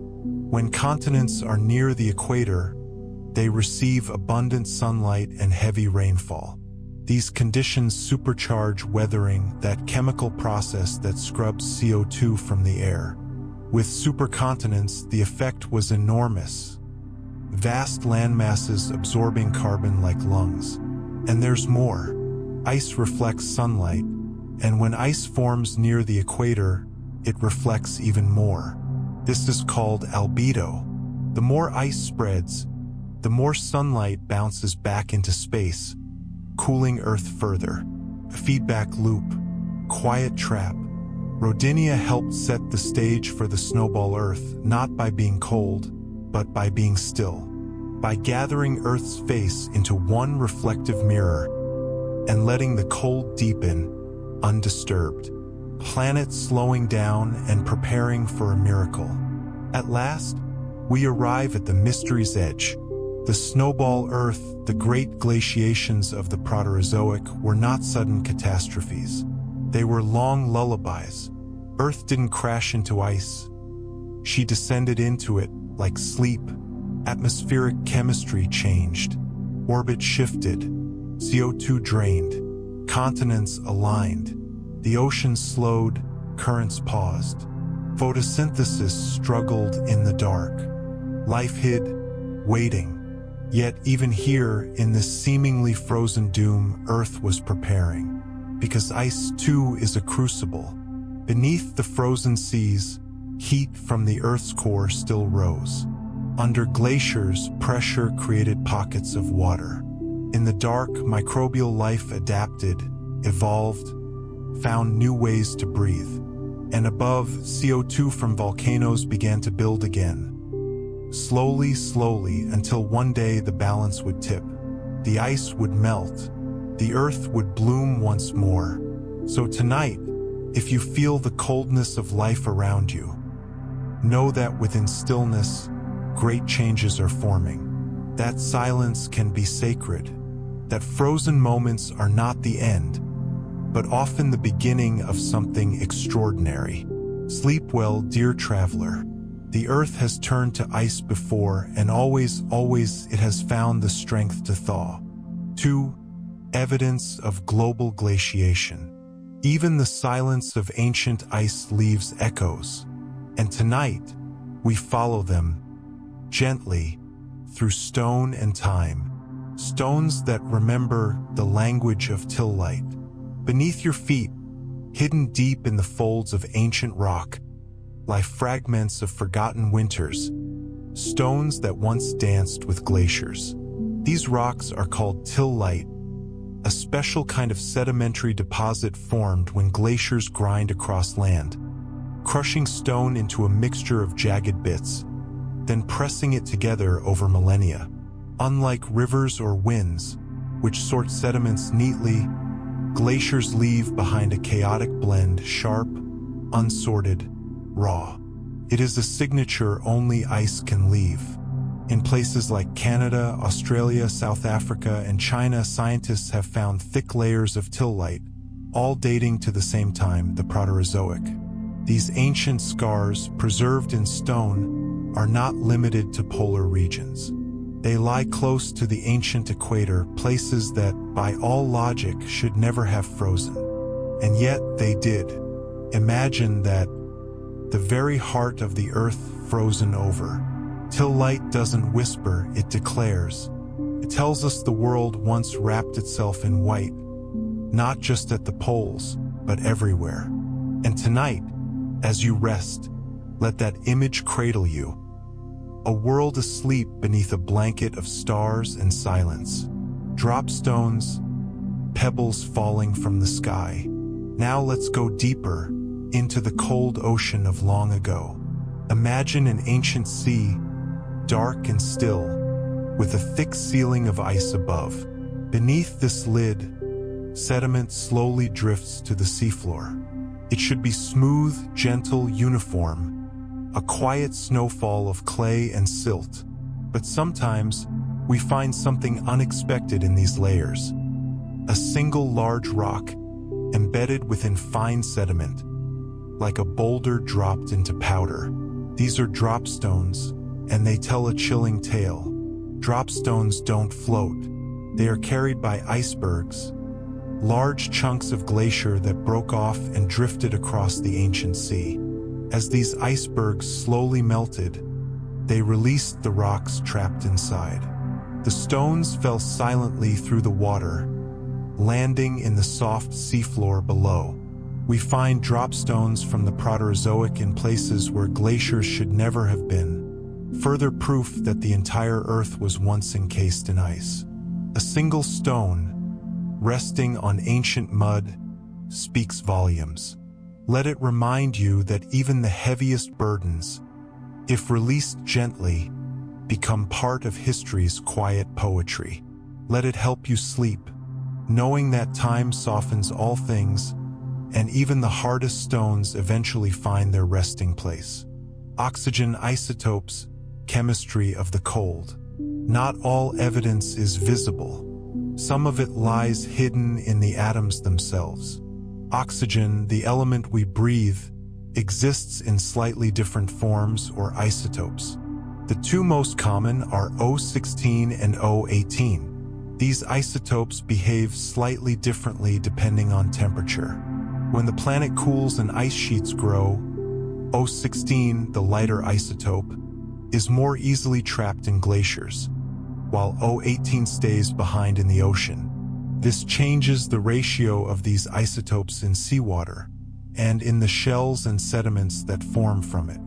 By studying ancient marine rocks, scientists have uncovered spikes in O18 from the Proterozoic, strong indicators of global cooling and expanding ice. These chemical fingerprints are like frozen breath, invisible, delicate, and deeply revealing. They show that the ice ages of this era weren't local events. They were planetary, deep enough to alter the very chemistry of Earth's water. Even molecules remember. Let that thought soothe you. The universe records all things, not with paper and ink, but with particles and patterns. And even in silence, the Earth is always telling her story. Glacial striations, the scratches of time. There is something hauntingly beautiful about a scar. Not because of the pain it represents, but because of the story it tells. In bedrock across the continents, we find long, parallel scratches, grooves carved into stone by moving glaciers. These are called glacial striations, and they are among the most direct pieces of evidence we have for ancient ice. As glaciers moved, they dragged stones beneath them like blades, etching their path into the land. These lines, sometimes dozens of meters long, still cut across rocks today, silent trails of a vanished traveler.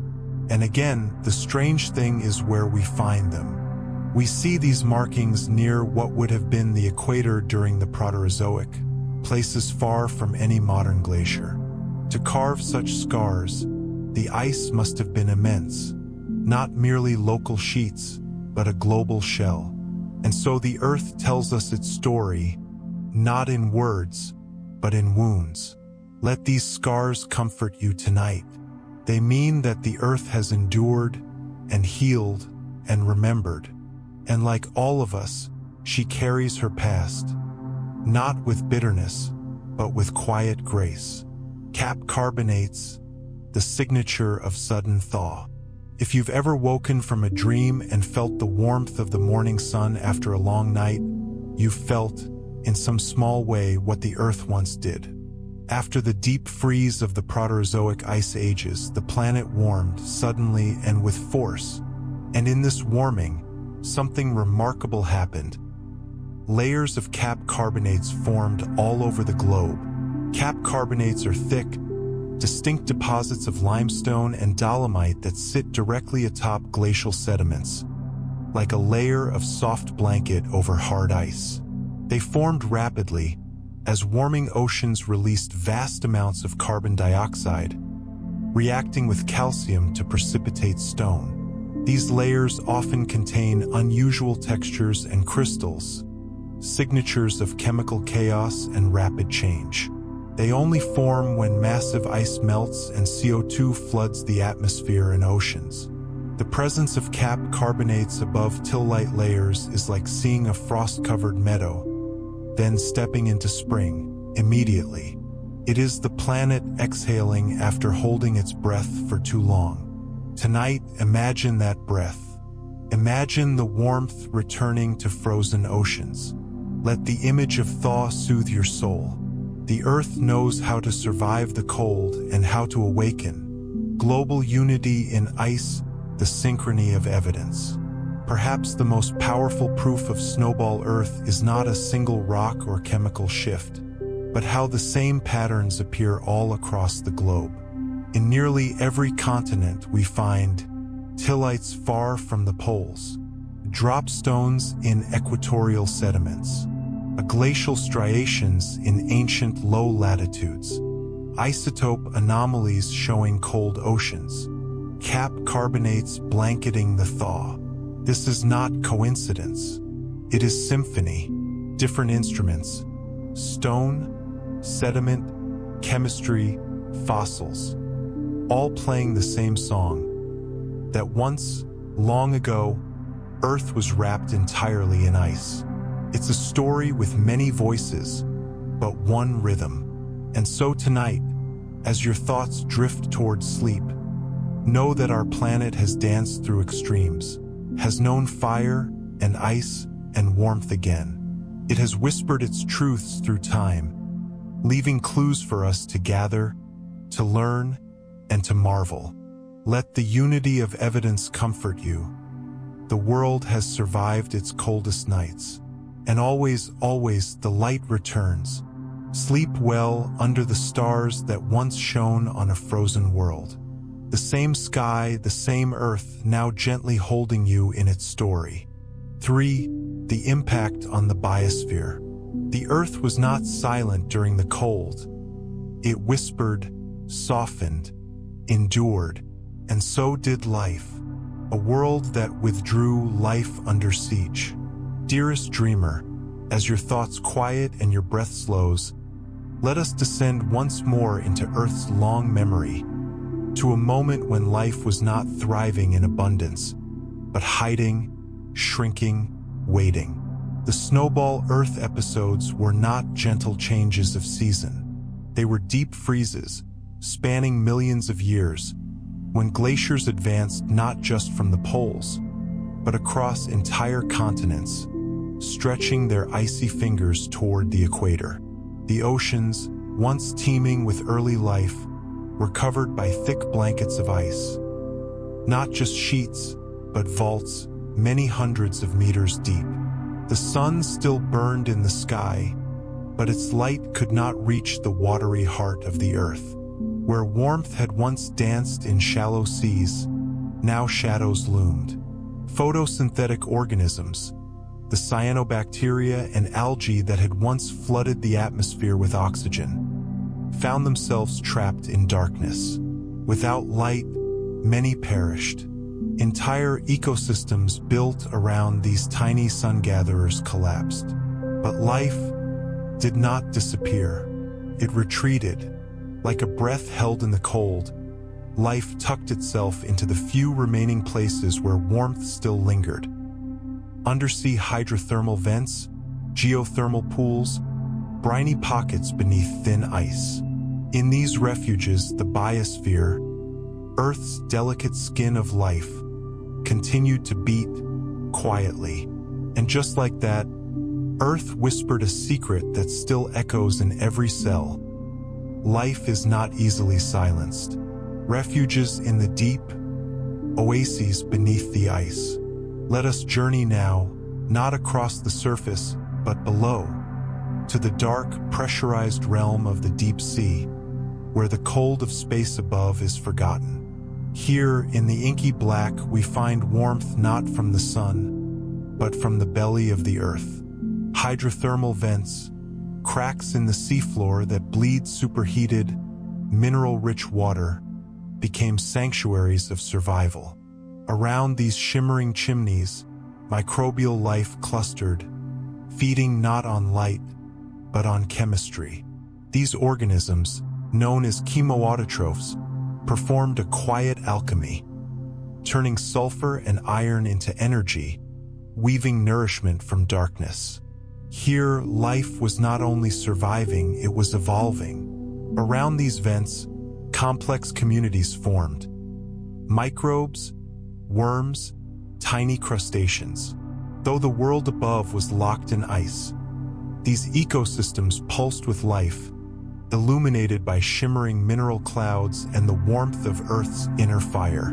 Beyond the vents, other havens emerged. Brine channels within sea ice, saltwater seeps, volcanically active islands, even thin equatorial bands where ice may have been seasonal. Each of these was a lantern in the vast night, a place where life could wait out the freeze. So even in Earth's coldest sleep, her heart still beat. And if you listen closely, even now, in the deep quiet of your own night, you may feel that pulse within you too. Resilience in silence, what survived and why. Not all organisms could endure the frost. Many lineages vanished, swept away by ice and time. But those that remained passed through a crucible, tested, refined, and reshaped.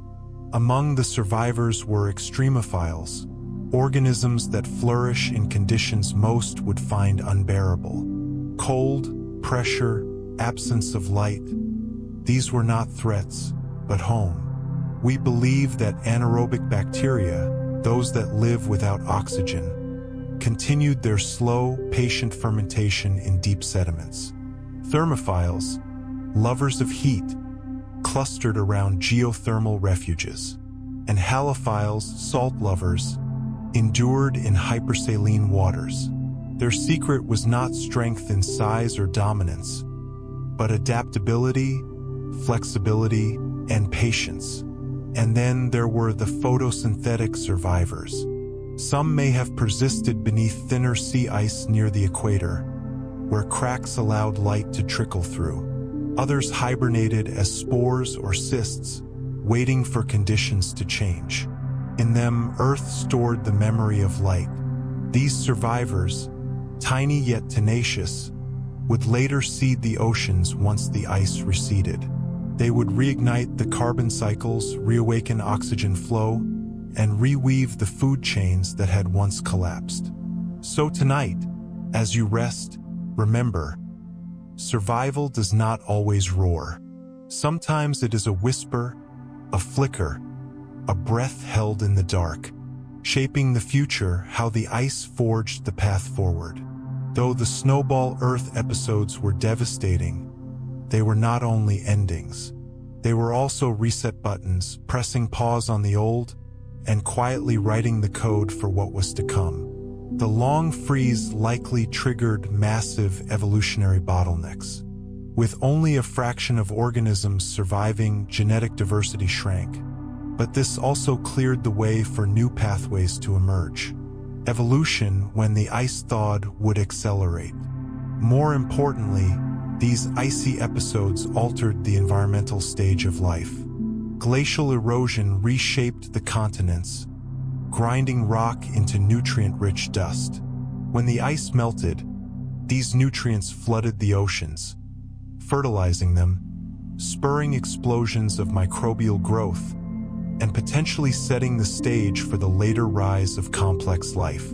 The melting of glaciers also released vast amounts of carbon dioxide, leading to global warming, but in turn, this may have made the atmosphere more stable and rich in greenhouse gases, allowing for climate regulation and a more habitable world. The hardship brought structure. The stillness birthed movement. The silence prepared the song. Is that not, in its own way, a kind of healing? The ocean awakens, recovery, and bloom. As the glaciers retreated and the skies cleared, Earth took a long, slow inhale. Sunlight returned to the seas, not as a burst, but as a glow, tentative, gentle, golden. Photosynthetic life returned first, spreading across the oceans, restoring oxygen, and pulling carbon from the air. This slow blooming of cyanobacteria and algae was more than ecological repair. It was a spiritual rebirth. The planet was becoming alive again, not just biologically, but energetically. The seas grew richer, more vibrant. Plankton thrived, forming the base of expanding food chains. Organic matter settled into sediments, locking carbon away and further balancing the climate. Even the physical ocean changed. Currents began to circulate more freely, mixing nutrients, oxygen, and heat. These global pulses helped re-establish weather patterns and marine stability. And so the biosphere, once curled into silence, began to stretch, unfold, and sing again. In your own breath, feel that rhythm. Expansion after contraction, bloom after frost. This is not just history. It is the song of life, ever repeating. The seeds of complexity, a silent foundation. Long before animals swam or walked, Long before forests or flowers, the snowball Earth events helped lay the invisible groundwork for what would one day bloom. Though the biosphere shrank, the challenges it faced favored cooperation, innovation, and resilience, qualities essential for more complex life. Perhaps it was during this cold silence that the earliest symbiotic relationships between cells began to deepen, or that certain genes gained functions that would later govern cell structure, communication, and energy use. The Earth, in hibernation, was preparing genetic scaffolding for eukaryotes, tissues, and multicellular unity. Much like seeds buried in winter soil, these changes were hidden but powerful, and when spring returned, they would rise. Let this thought comfort you tonight. Even in stillness, progress is possible. Even when unseen, growth can stir. You too are allowed to pause and yet become. Memory in the stone, the healing mark of ice. All across the world, we find the traces. Striated rocks, erratic boulders, glacial tills. These are not scars of destruction, but signatures of endurance. They remind us that Earth did not just survive the freeze, it grew from it. Each geological mark is a record of resilience. Each mineral layer is a page in the book of life's determination. The biosphere, as fragile as breath, did not collapse. Transformed. Snowball Earth is not only a story of survival, it is a parable of patience, of weathering pain without breaking, of trusting the thaw. So tonight, under this modern sky, take comfort in that truth. Even the coldest, darkest chapters carry within them the seeds of rebirth. The Earth, beloved dreamer, has known long nights. Nights when even the oceans held their breath. Nights when the air stood still. But always, always the morning came, and in the silence of snow, something sacred was forged. Let that truth cradle you as you drift into sleep, that you, too, are part of a planet that heals, that pauses, perseveres, and awakens again. Sleep well beneath the stars. Let the wind that once swept over ice now lull you gently. Let the memory of Earth's endurance remind you, even in the quiet, life endures. Even in the frost, warmth returns. And even in your stillness, something beautiful is becoming. Part 5. Preparing for the Cambrian. 1. Recovering ecosystems. From silence came the song again. The Earth, once frozen, began to stir, breathing again the return of oxygen. Dearest traveler of dreams, as you rest tonight beneath a sky scattered with stars, let us return to Earth's long memory, to a moment after the deepest sleep. The glaciers have begun to melt. The air is changing. The planet, once hushed by ice, exhales again. After the great glaciation, the oxygen that had long been smothered by cold and darkness began to rise once more. The seas, no longer capped with frozen silence, welcomed back light and life.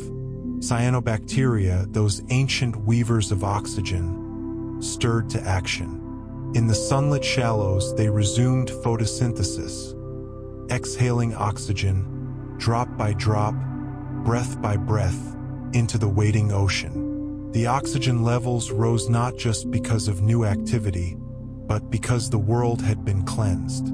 The long freeze had locked away methane and carbon dioxide. As the atmosphere cleared, oxygen had room to grow, to fill the space left behind. And with oxygen came transformation. Oxygen doesn't just let things breathe, it powers. It allows energy to flow more freely between organisms, enabling more complex metabolisms and behaviors. What once was a whisper in the tide began to crescendo. The Earth was not only waking, it was healing. The nutrient pulse, life's forgotten feast. As the glaciers retreated, they did more than leave bare rock behind. They gave Earth a precious gift: nutrients. Imagine it. Billions of tons of rock, ground into fine powder beneath the weight of ice, now exposed to wind, rain, and flow. These minerals washed into rivers, carried to the sea, where life was waiting. Phosphorus, iron, calcium, and other vital elements poured into the oceans, like a forgotten feast remembered just in time. The waters shimmered with potential. This sudden enrichment of the oceans is known as a nutrient pulse, a massive influx of raw materials that fueled biological productivity. In the newly sunlit shallows, microbes bloomed in numbers never seen before. Algae flourished, microbial mats thickened and spread. And in that thickening, in that quiet saturation, the foundation of food chains began to form. This wasn't noise or chaos. It was like watching a canvas receive its first layers of color, a slow, deliberate painting of life upon the sea. And as the nutrients flowed, Earth whispered, "Grow." Shallow seas unfold, the return of blue horizons. With the ice melting and the continents reshaped, new coastlines emerged. Sea levels rose. The world's geography changed, quietly and forever. But it was in the shallow seas, just off these new coastlines, where something magical unfolded. These shallow waters were bathed in sunlight, a perfect space for photosynthetic life. They were nutrient-rich from glacial runoff, and they were calm compared to the deep ocean or stormy land. In these gentle waters, life expanded. Microbial communities formed stromatolites once again, those layered structures built by cyanobacteria. Algae formed green carpets across rocks. These seas became nurseries, peaceful havens for evolution to take root again. Over time, these environments became more structured. Microbes layered themselves by need. Oxygen at the top, sulfur below, methanogens deeper still. This vertical organization allowed for coexistence and specialization, early hints of ecosystem complexity. It was as if the Earth was drawing a blueprint, not just for survival but for diversity. And under the lullaby of the waves, life listened. Carbon, cycles, and continuity, nature's healing rhythm. With oxygen flowing and nutrients cycling, Earth's biogeochemical loops reignited. Carbon, long trapped in rocks and ice, began to circulate again. Organisms inhaled carbon dioxide and exhaled oxygen. Dead matter fell, decomposed, recycled. The carbon cycle, one of Earth's great balancing acts, stabilized the climate.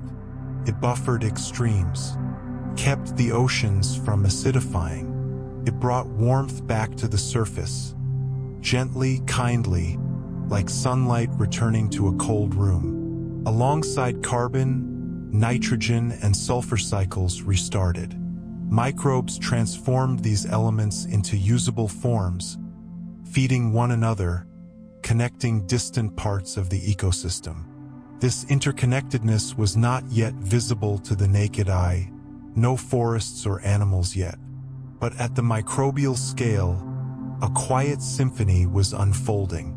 Every microbe, every drop of ocean, played a part. Each acted in rhythm with the other, a choreography of survival and sharing. And in this rhythm, we see the first whispers of balance, of homeostasis, of a world that, after chaos, began to care for itself again. Landscapes reshaped, the earth itself responds. Not only did life recover, the land itself began to shift in response. As glaciers carved through continents, they left behind deep valleys, fjords, and carved plateaus. When they melted, these basins filled with water, creating new lakes, estuaries, and coastal plains. Rivers resumed their journey, carving channels into soft rock. Sediments settled in deltas, Shorelines expanded, opening up more space for ecosystems to settle. And below all this, tectonic plates continued their ancient drift, but now with a difference. Oxygen was reacting with the minerals of the crust, subtly transforming the geochemistry of entire regions. Iron, once freely dissolved in the ocean, now rusted and sank, forming banded iron formations, painting Earth's rocky memory with layers of red and gray. Every change in land was mirrored by change in life and vice versa. The Earth and its biosphere were not separate. They were in conversation, one adjusting gently to the other, like two dancers learning to move again after a long separation. Healing through slowness, a planet in recovery. This phase in Earth's story was not marked by speed. There were no explosions, no dramatic upheavals. Instead, there was slowness, patient, deliberate, and healing. The oceans didn't suddenly bloom. They deepened, day by day. The atmosphere didn't spike with oxygen. It rose gently year after year. And in that slowness, something precious happened. Stability. For the first time in eons, Earth's systems, climate, chemistry, biosphere began to align. Like an orchestra tuning its instruments, the world was preparing for its next great movement. The recovery wasn't just survival. It was preparation. The ecosystem wasn't just rebuilding what was lost.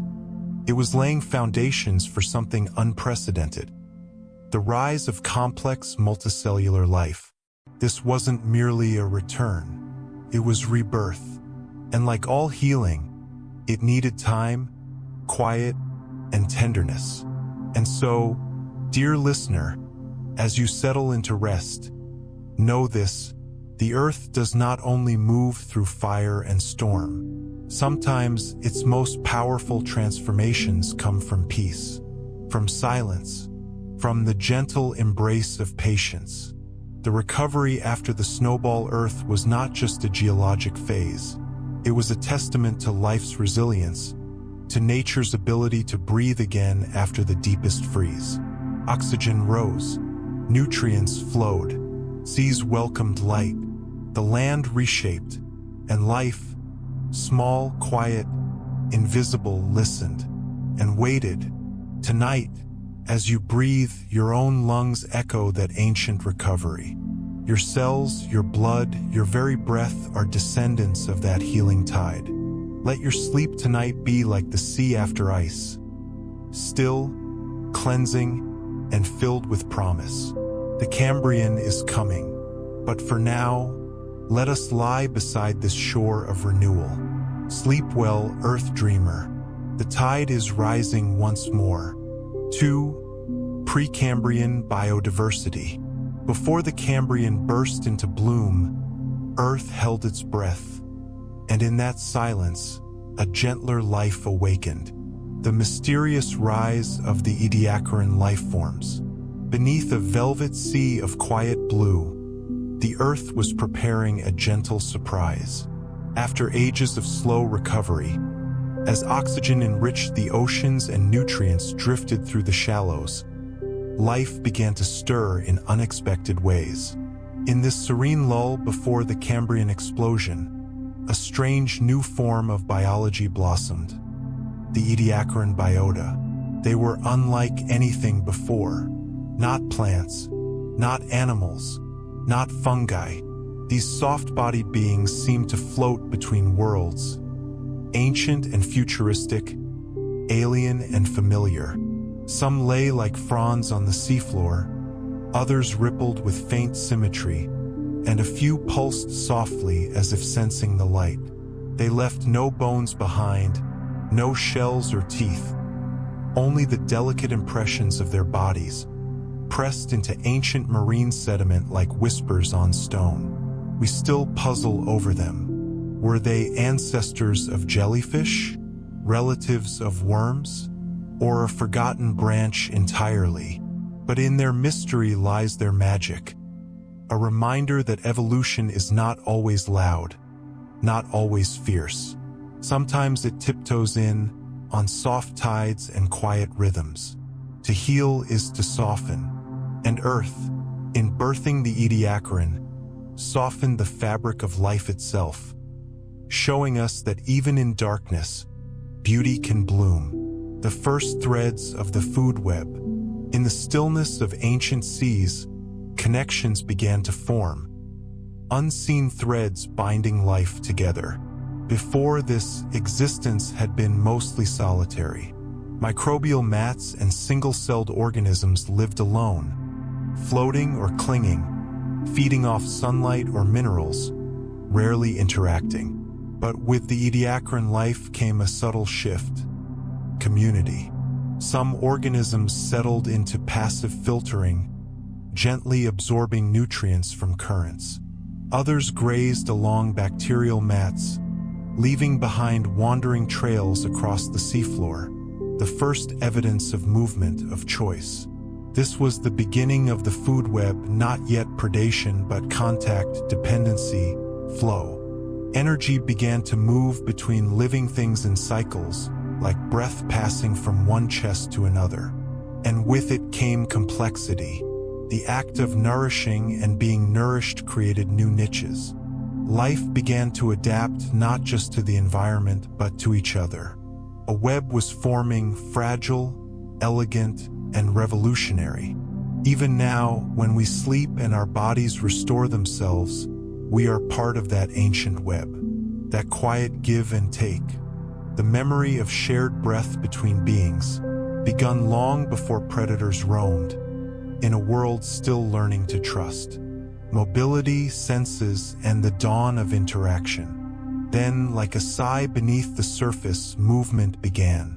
Not the drifting of currents or the passive settling of sediments, but purposeful, pulsing, life-driven motion. Some Ediacaran organisms evolved structures to glide across the seafloor. Others undulated in place, catching tiny particles drifting by. To move is to perceive, and so senses began to stir. Not eyes or ears as we know them, but gentle receptors for light, vibration, pressure. Awareness awakened, a hint of direction, a whisper of intent. These early interactions were not battles, but dances. Creatures circled one another, shared space, followed trails. There was no chase, no fear, just exploration. It was a soft rehearsal for the dramas of the Cambrian to come. A world where beings began not only to exist, but to notice one another. Imagine a jelly-like creature gliding slowly over a microbial mat, responding to the faintest hint of warmth or current. That was life's first touch, the earth brushing its own skin. In healing, we learn to feel again. The Ediacaran taught life how to feel. Ancestral lines, the early roots of modern animals. Among the Ediacaran wonders were hidden the ancient roots of many animals we know today. Though their forms were unfamiliar, disc-shaped, frond-like, quilted like pillows, genetic clues suggest they may be related to cnidarians, jellyfish and corals, annelids, segmented worms, and even distant relatives of arthropods. Here, in this age of soft experimentation, nature tried on shapes: radial, bilateral, spiraled. These body plans were not yet rigid but exploratory, sketches rather than blueprints. Some creatures developed symmetry, a precursor to directed motion. Others began to segment, a hint toward specialized function. And beneath it all, silent changes in genetic architecture were laying the groundwork for innovation. The genes that shaped these early organisms, the precursors of Hox's genes, for instance, became the alphabet of body design for all animals to come. From softness came structure, from drifting, direction, from quiet trials in shallow waters, the inheritance of complexity. In our bones, in our breath, we carry echoes of these gentle pioneers. Their resilience is in our spine. Their reaching is in our dreams. A quiet complexity beneath the waves. The world before the Cambrian was not void, nor simple. It was subtle, it was quiet, but within that silence bloomed profound intricacy. Communities formed along nutrient gradients. Microhabitats flourished, shallow pools, muddy flats, quiet ridges. Life began to specialize. Some organisms clung to rocks, others buried themselves, some floated to filter light. Each had its niche, and with each adaptation, diversity deepened, not in size or ferocity, but in strategy, rhythm, presence. It was a different kind of richness, one that didn't roar but whispered, a choir of soft forms, each humming its own survival song, the harmony of an ocean learning itself. Sometimes the most powerful growth is the one that no one sees. Like healing under a bandage or dreams behind closed eyes, the Precambrian ocean carried a hidden symphony of life, swelling slowly, preparing for the crescendo to come. Nature's soft experiment, preparing for Cambrian life. In this age before teeth and claws, life was a painter with watercolors, gentle, abstract, willing to try. The Precambrian world was Earth's laboratory of softness. Instead of survival through domination, it was survival through harmony, through coexistence, through presence. Here, nature experimented with what it meant to be alive. Could you grow without defense? Could you thrive without haste? Could you change the world just by existing? The answer for a time was yes. These gentle beings laid a foundation not just for biology, but for philosophy. They remind us that not all change comes from force. Some comes from stillness, some from being seen. And as the Cambrian waited just beyond the horizon, Earth gathered its palate. Bones would come, speed would come, eyes, jaws, limbs. But first, this breath, this soft opening. A world healed, and in doing so became ready.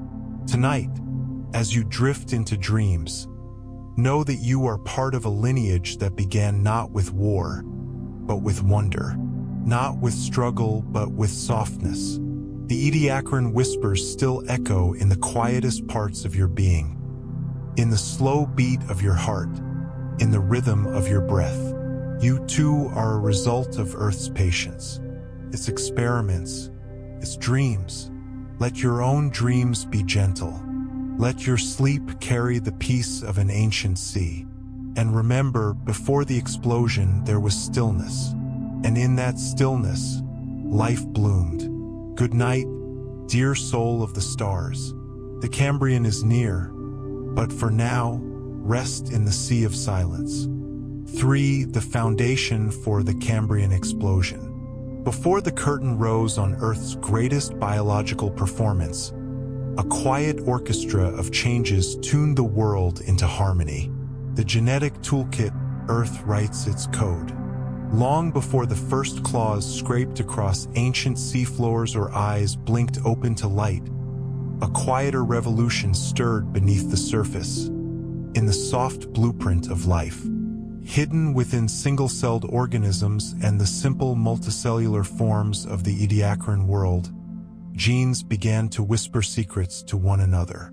The building blocks of life, DNA and RNA, were not only replicating but also diversifying, preparing for possibilities far beyond the present.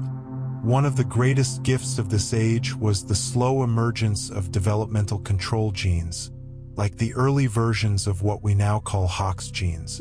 These ancient sequences began to organize the body plans of life, determining where a head might go, where limbs might grow, and how symmetry could shape survival. This was the coding language of the future, a silent, sacred alphabet etched into the very marrow of cells. And just like a dream long before it is spoken aloud, this genetic toolkit was laying the foundation for a coming explosion, one where diversity would no longer be a matter of simple shapes, but of intricate symmetry, segmentation, and specialization. In your own body, these whispers still echo. In your spine, in your symmetry, in the miracle of your heartbeat. The Cambrian began here, in the language of life, quietly learning how to compose. Evolution accelerates, the slow turn becomes a spiral. In the deep stillness of the Precambrian seas, the pace of evolution, once glacial, cautious, measured, began to quicken. Several forces converged to ignite this acceleration. Increased oxygen levels, carefully built up over hundreds of millions of years, allowed larger and more metabolically active organisms to thrive. Oxygen didn't just nourish. It freed life to experiment with size, speed, and complexity. At the same time, ecosystems became denser. Where once a single organism might live alone on a bare seabed, now there were communities, niches, interactions, feedback loops. Evolution responded not only to the environment but to other life. This interdependence gave rise to the earliest arms races of nature. Not yet with weapons, but with speed, perception, and specialization. One organism's new ability would prompt a counterchange in another, and so on. Genetic mutations, once slow to matter, now became the spark for adaptation. And when a mutation succeeded, it could ripple outward, affecting food chains, habitats, and even the chemistry of the ocean. Earth was no longer just hosting life. It was collaborating with it, inviting change, reflecting it, accelerating it. And so, like a dream gaining clarity with each breath, evolution was no longer passive. It was becoming creative. Shallow seas, the cradle of innovation. While much of Earth's ancient ocean remained dark and deep, the real stage for the coming revolution was being set in shallow coastal environments. Tectonic shifts and continental erosion had spread wide, sunlit platforms of seabed, perfect cradles for life. These environments were rich in nutrients, bathed in sunlight, and stirred by tides that encouraged circulation. Here, chemistry met opportunity. In these gentle cradles, microbial mats, once simple carpets of slime, began to interact with more complex creatures. Sediment trapped oxygen, nutrients layered in soft bands. Chemical gradients formed rich, stable homes for diverse life forms. Most importantly, these shallows allowed light to penetrate deeply, energizing photosynthesis and enriching the water with dissolved oxygen. This, in turn, fueled the metabolisms of growing multicellular organisms. Fossils from these regions, from Namibia to Newfoundland, hint at early burrowers, floaters, and grazers. Creatures not just existing, but exploring. The shallow seas were Earth's nursery, and within them, the foundations of form were being tested. Even now, walking along a beach, you are walking the edge of evolution's original workshop. The lapping waves once cradled possibility, and within their hush, a future stirred.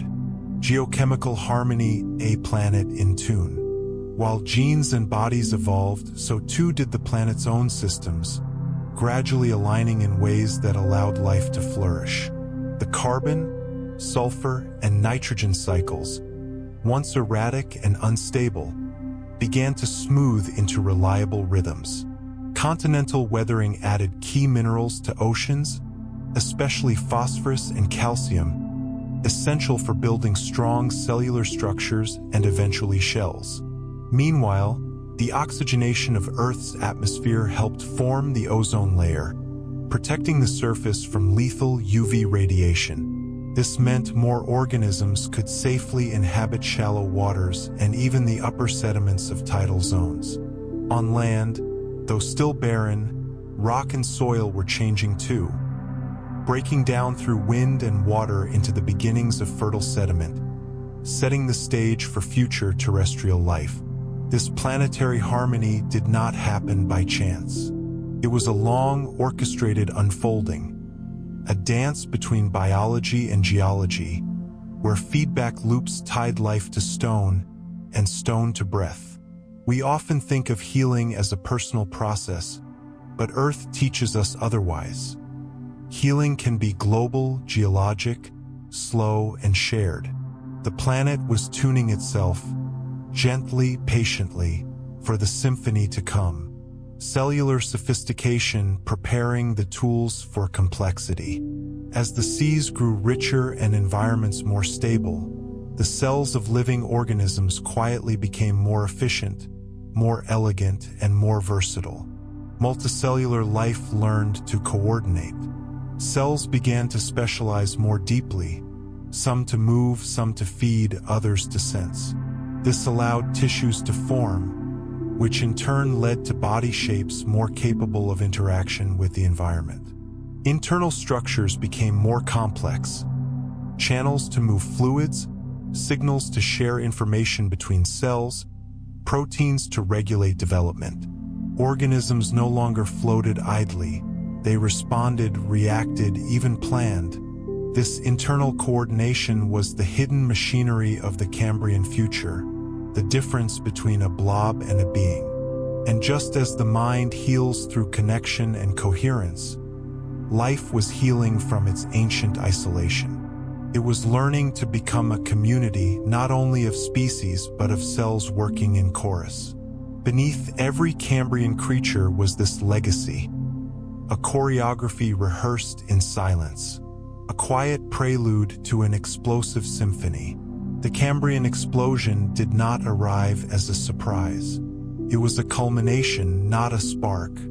Across the billion years before it, Earth had been tuning itself like a great instrument. The genes were written, the oxygen was delivered, the nutrients were stirred, the seas were spread, the sky was softened, and when all was ready, life would not simply continue, it would sing. But before song, there is silence. Before bloom, there is root. Before roar, there is breath. This moment right here was that final breath. A long inhale before life's exhale of form, color, and variety. In your own healing, you may know this space.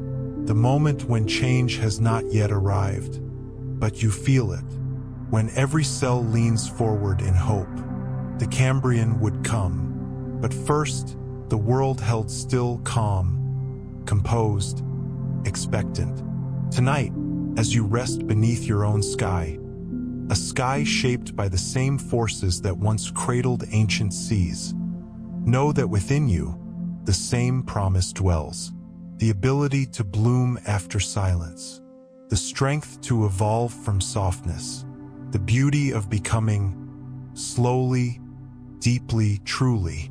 The Cambrian explosion was not a miracle of speed. It was a miracle of preparation.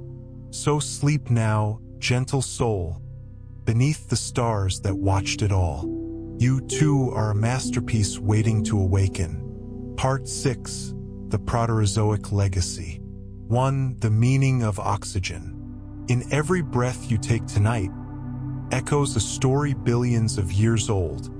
The tale of how air became life. A silent bloom in the sky.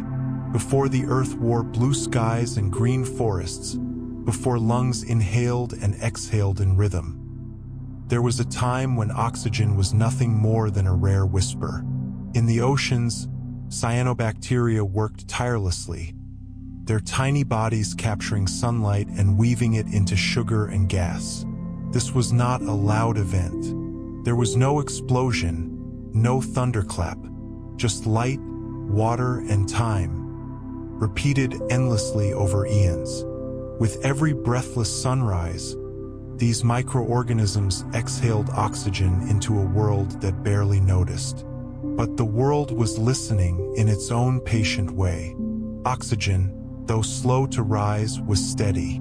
It accumulated quietly, first in the oceans, where it met iron and turned the waters rusty red, then slowly spilling into the skies. And as it climbed, it began to change everything. The great oxidation event had started. But what followed was more than a spike in atmospheric gas. It was the first note in a new song of life, one composed not just of elements, but of possibility. And in that first soft breath, the earth began to awaken. Breathing life, aerobic awakening. Oxygen brought with it a revolution not of destruction, but of energy. Before this gas became common, life depended on anaerobic respiration, a slow and limited process. Cells could only extract small amounts of energy from food, and so life remained small, simple, and confined. But when oxygen arrived in sufficient amounts, something miraculous became possible: aerobic respiration. Cells could now generate energy with far greater efficiency, up to 18 times more than before. This was a turning point in biological history. Energy, after all, is freedom.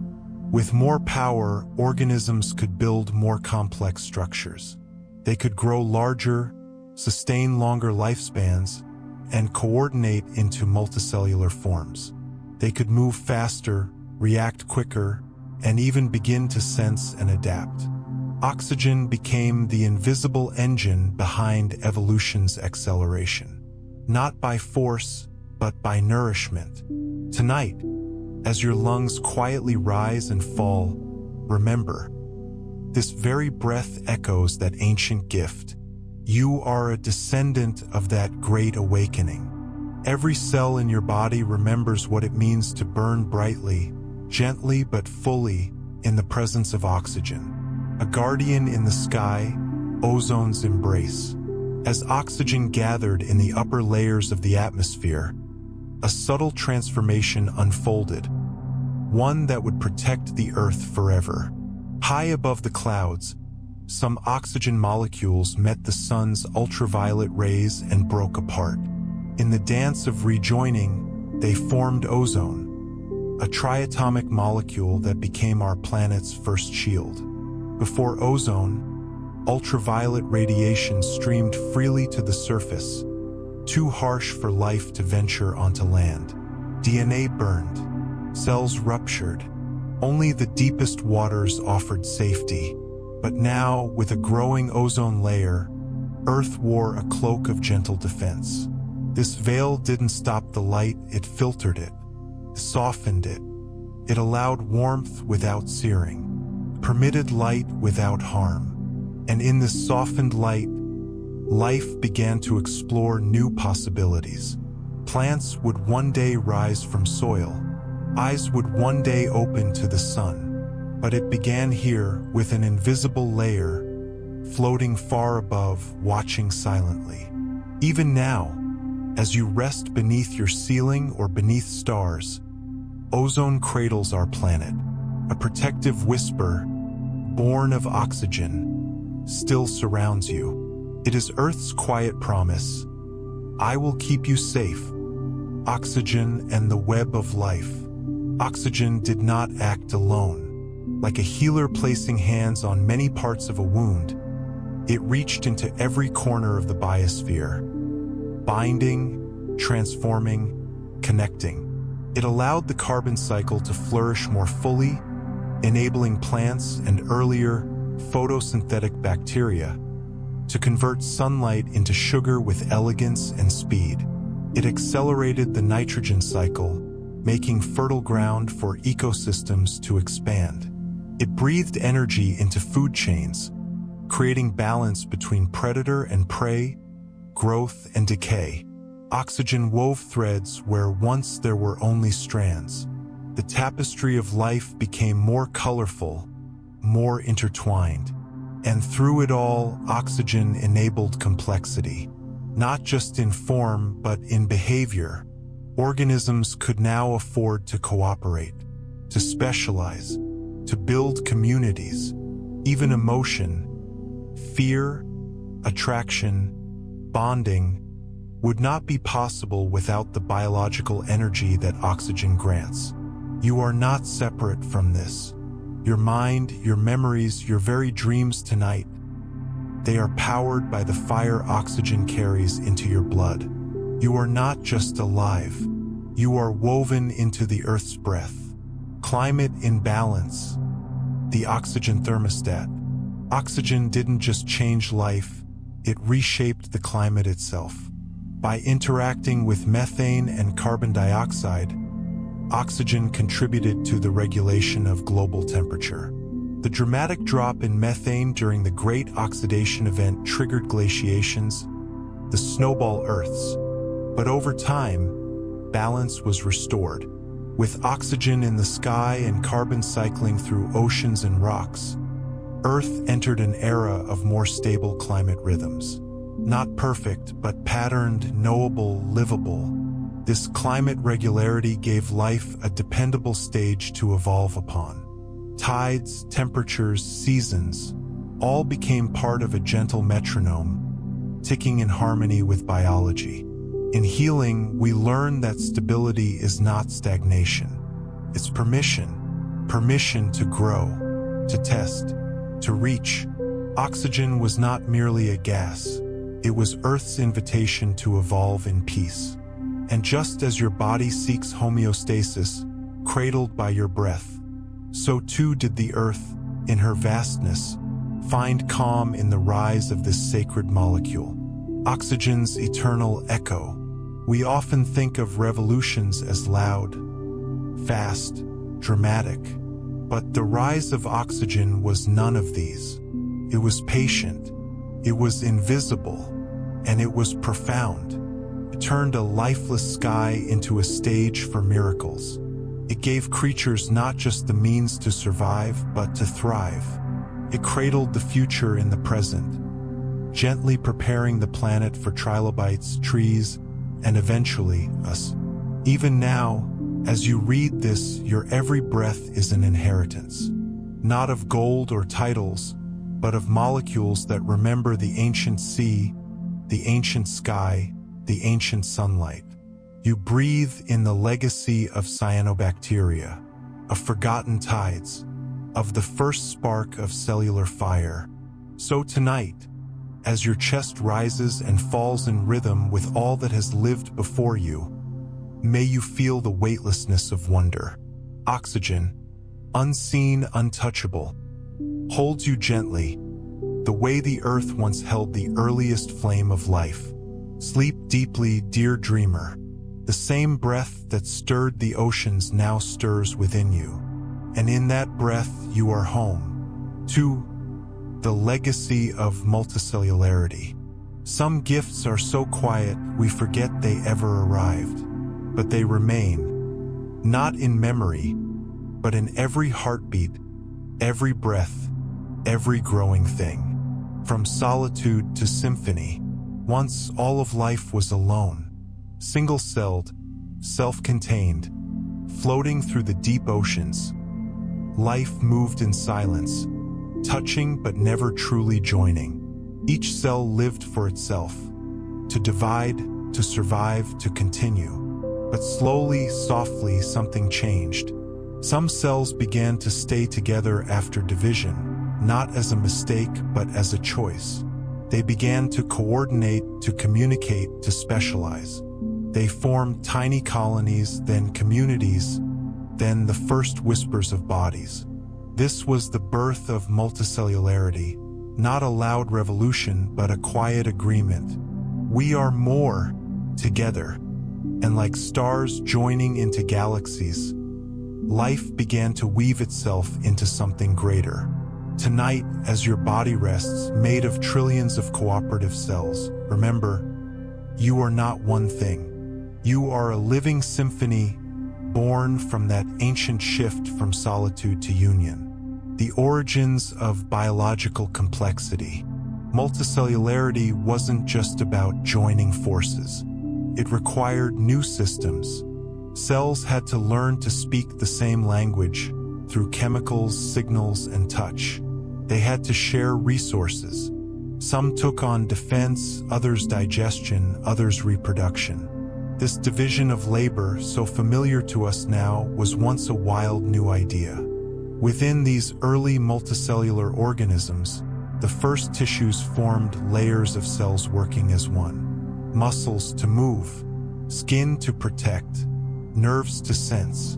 This wasn't simply evolution, it was organization. A deeper intelligence was emerging, not in a single brain, but in how many parts could move as one. From this came the foundation of every body we know.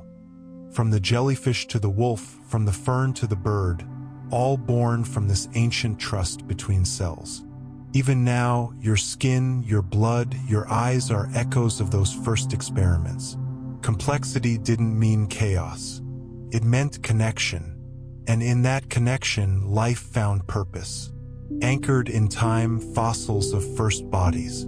The earth remembers. In the rocks of the Ediacaran period over 600 million years ago, we find the fossilized impressions of some of the first multicellular organisms. They were soft-bodied, alien in shape, discs, fronds, and quilted forms lying gently on the seafloor. These creatures, Dickinsonia, Spriggina, Charniodiscus, left no bones, no hard shells, just shadows in the stone, ghosts of ancient cooperation. Yet their presence tells us something miraculous. Multicellular life had not only appeared, it had spread, adapted, thrived. Some formed flat mats that absorbed nutrients. Others may have filtered particles from the water. Some simply existed, passive but present. A sign that even in stillness, evolution was at work. These fossil beds, like silent gardens beneath ancient seas, remind us that progress does not always roar. Sometimes it settles. Sometimes it grows in quiet folds. Beneath our feet lie the memories of the first bodies, and above them we, the living, continue the tale, a canvas for innovation. Multicellularity opened the door to something the world had never known: specialization. For the first time, life could develop nervous systems, circulatory pathways, skeletons, organs, could store information in new ways, could sense light, respond to pain, pursue prey, protect young. One cell could not do all this, but many, united, could build anything. Multicellular life became a canvas for biological creativity. From that canvas, evolution painted wildly. Tentacles that grasp, leaves that turn to the sun, wings that catch the wind, minds that remember, imagine, dream. This moment in Earth's history was not just about more life. It was about new kinds of life, forms never before imagined, solving problems in brand new ways. All of it, the whale's heartbeat, the mushroom's network, your own sleeping breath, traces back to that legacy of complexity. And it continues still every day. A shift in perspective, seeing ourselves in the many. We often think of ourselves as singular. I am one person, one body, one soul. But in truth, we are multitudes. Your body holds trillions of cells, each with its own job, its own history. They cooperate, they argue, they repair, they adapt. You are not one, you are many moving as one. And this great harmony is the gift of multicellularity.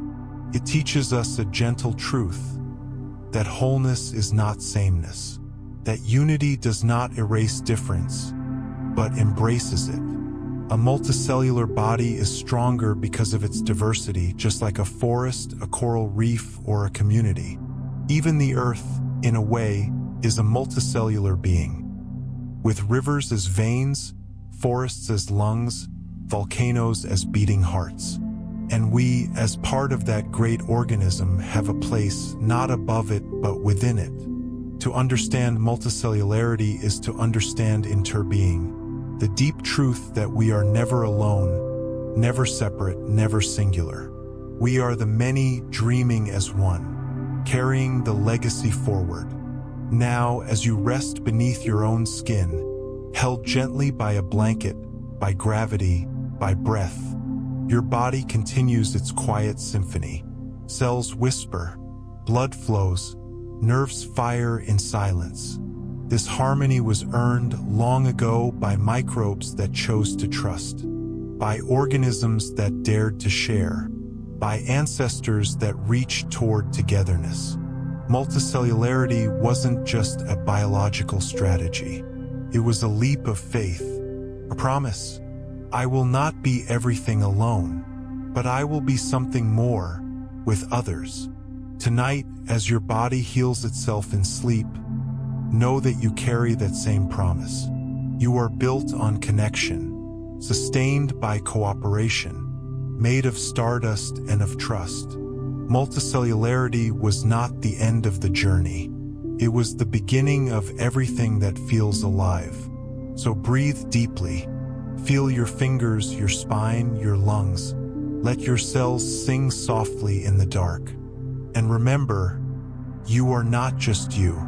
You are the legacy of a miracle.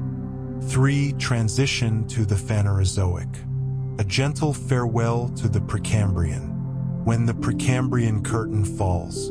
Dear listener, as you settle beneath your blankets and your breath slows to the quiet rhythm of rest, allow yourself to drift to the edge of a great turning, the final twilight of the Precambrian. For more than 4 billion years, Earth existed in whispers. Continents forming and drifting, life struggling to take shape, the sky slowly becoming breathable. So much of this ancient age unfolded in silence. No booming eruptions of biodiversity, no forests to rustle in the wind, no animal footsteps in the sand. Only patient transformation. But as the Precambrian Eon approached its end, some 541 million years ago, Earth was changing once again. It was not a sudden shift, not a drumroll or fanfare, but a soft clearing of the stage. Something was coming, something bold, bright, and bursting with possibility. But before it arrived, Earth paused, as if to take one final breath in the stillness of deep time. Climate and geology, Earth sets the stage. The environment of the late Precambrian was no longer the chaotic world of its youth. After enduring fire and ice, oxygenation and glaciation, the Earth had grown more stable, calmer in a way that invited something new. The atmosphere now held enough oxygen to support larger, more complex organisms.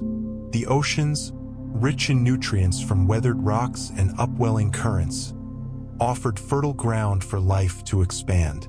Tectonic activity continued, but the violent collisions that once shattered young crusts had softened. The supercontinent Rodinia had broken apart, forming shallower seas and diverse coastlines, vast environments perfect for the blooming of new ecosystems. Temperature gradients, ocean currents, and the mineral content of waters created gradients of opportunity. 1,000 subtle invitations for life to experiment and adapt. Geologically, Earth had finally become a canvas, no longer just a volatile sphere of rock and fire, but a welcoming landscape ready to nurture complexity. Even the sunlight filtered through the early ozone layer had changed. It no longer scorched mercilessly but warmed gently, penetrating ocean shallows where light could dance with life. It was, in every sense, the perfect moment for something beautiful to begin. Whispers of what's to come. Long before the Cambrian explosion would dazzle the fossil record with its sudden burst of forms, the Ediacaran period, the final chapter of the Precambrian, left behind soft impressions of possibility. In the shallows, strange organisms lived. Flat, quilted beings pressed into the seabed like delicate mosaics. They had no hard parts, no eyes or mouths or limbs as we know them, but they moved, they fed, they responded to light. These creatures, like Dickinsonia, Spriggina, and others, were the first dreams of animals. Glimpses of coordination, symmetry, and intention. The fossil record here is faint, like breath on glass, and yet it whispers of a new kind of life, not just surviving, but shaping its environment, not just reacting, but reaching. These quiet beings did not roar onto the scene. They arrived gently, like the first notes of a lullaby, and still, they carried in their forms the seeds of future kingdoms. Sponges and worms, arthropods and vertebrates, all waiting in the wings. The final preparations, genetic tools and evolutionary readiness. While the world above shifted, something remarkable was happening within, deep inside cells in the winding code of DNA. During the late Precambrian, life refined the genetic machinery needed for complexity, regulatory genes, signaling pathways, and developmental toolkits. These were not visible changes. You couldn't see them in the water or touch them on a stone. But they were the quiet architects behind what was coming. Genes like Hox genes, which help determine body plans, began to appear. Mechanisms for cell specialization, embryonic development, and tissue repair became more sophisticated. Evolution was not idle. It was studying, planning, laying bricks for something vast. All the elements were falling into place. A rich atmosphere, nutrient-laden seas, diverse habitats, genetic instructions, evolutionary momentum. Earth was no longer a place where life simply existed. It had become a stage where life could now perform. A promise on the horizon, the coming Cambrian. It's strange, isn't it? How silence can hold such anticipation. The transition to the Phanerozoic wasn't loud. There was no explosion just yet, but there was promise.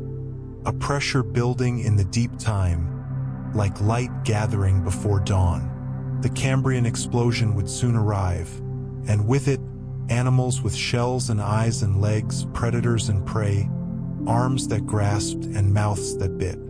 Ecosystems would become elaborate. Evolution would accelerate. But none of that could have happened without the foundation laid in the Precambrian. In the long sleep, the slow breaths, the quiet dawns. The name Phanerozoic itself means visible life. It marks the moment when life stepped into the light, when fossils began to capture bodies in detail, when stories could be written more clearly in stone. But even visible life owes everything to the invisible groundwork before it. So tonight, as your eyes close and your own breath softens, know that this moment in Earth's history, the end of the Precambrian, is not a full stop. It is a comma, a soft turn in the sentence of time. And beyond it lies wonder. Sleep through the turning. So, gentle traveler of time, rest now. You have walked beside stars and stones. You have listened to the first whispers of breath in the oceans. You have stood with the first cells that dared to join, to trust, to become more than one. Now you stand with the earth on the brink of awakening, on the threshold between mystery and memory, between darkness and discovery.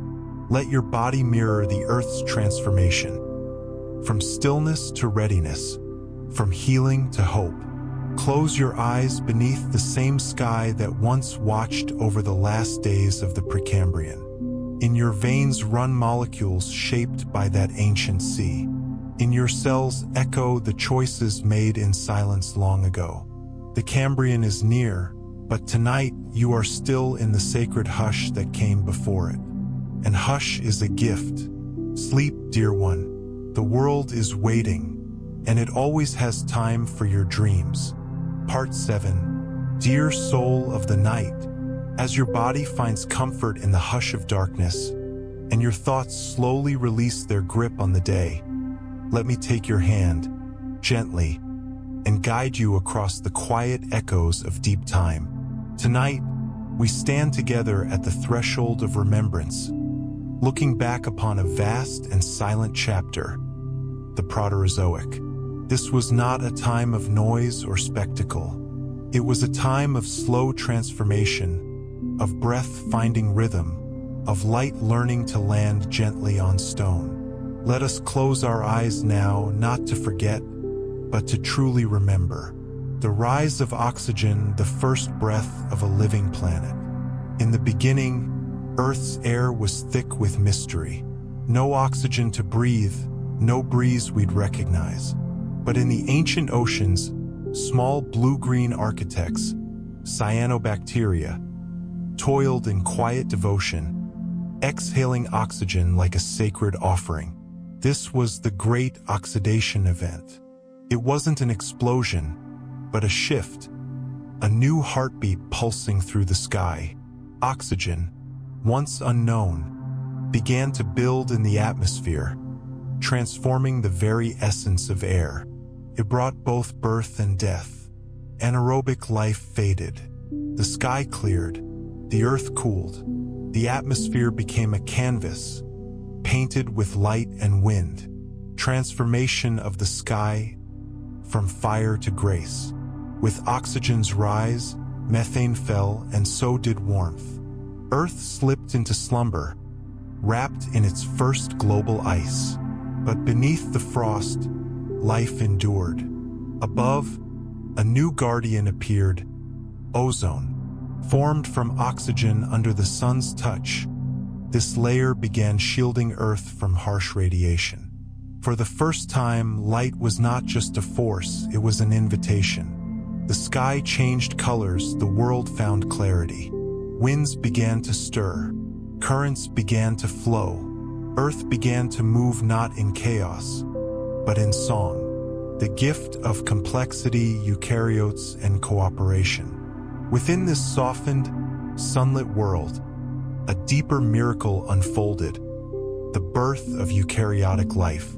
Simple cells reached across their boundaries and invited others in. One became two, two became one. Mitochondria, chloroplasts, these were once strangers, now family. This was endosymbiosis, and it changed everything. Within these cells came nuclei, organelles, division of labor, memory. Life learned to organize itself, to specialize, to plan. From simplicity came structure.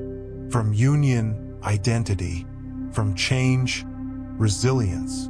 Multicellularity, the first communities. As time passed, cells stopped living alone. They began to communicate, to share roles, to become more than the sum of their parts. Tissues formed. Simple organs emerged. Life grew bolder, sculpting itself into shapes, spreading across sea floors. Multicellular organisms didn't just survive, they cooperated, evolving the first hints of bodies, ecosystems, futures. In the dark oceans, food chains began. Energy flowed, predators appeared, and with them choices, chances, change. This was the beginning of ecology, of balance and interdependence. Snowball Earth, a planet's deepest sleep. And then, silence. Twice the Earth was swallowed in white. Glaciers covered continents. Oceans froze. Even the equator glittered with frost. But deep beneath, life whispered. In hydrothermal vents, under thick ice, it held on. And when the Earth warmed again, it emerged stronger, resilient, inspired. These ice ages were not ends. They were dreams, deep sleeps between awakenings. Recovery and preparation, the stage is set. With glaciers melting, oxygen surging, and nutrients flowing, Earth turned soft once more. The Ediacaran period began, hosting the first strange, large-bodied life. Dickinsonia, Spriggina, creatures like quilts and leaves and starlight. No bones, no roars, but full of wonder. Beneath the surface, genetic blueprints sharpened. Hox genes appeared. Development became precise. Evolution found its tools. The planet prepared a grand performance. Everything was in place, from climate to chemistry, from code to coastline. A gentle pause before the light. And now we arrive here where you lie and rest, and the earth lies in wait. The Proterozoic was not meant to dazzle. It was meant to build, to stabilize, to breathe, to dream. It was Earth's adolescence. Awkward, uncertain, yet full of sacred potential. In your own journey, too, there are Proterozoic moments, times of slow growth, invisible change, deep preparation. They matter. They are part of your becoming. So tonight, let the memory of this ancient chapter lull you into rest. Let your own breath mirror the rise of oxygen. Let your stillness echo the calm after ice. Let your heart hold the quiet promise of something beautiful on the horizon. Sleep gently. The earth is not done, and neither are you. When the history of Earth becomes a soft mirror for our modern hearts.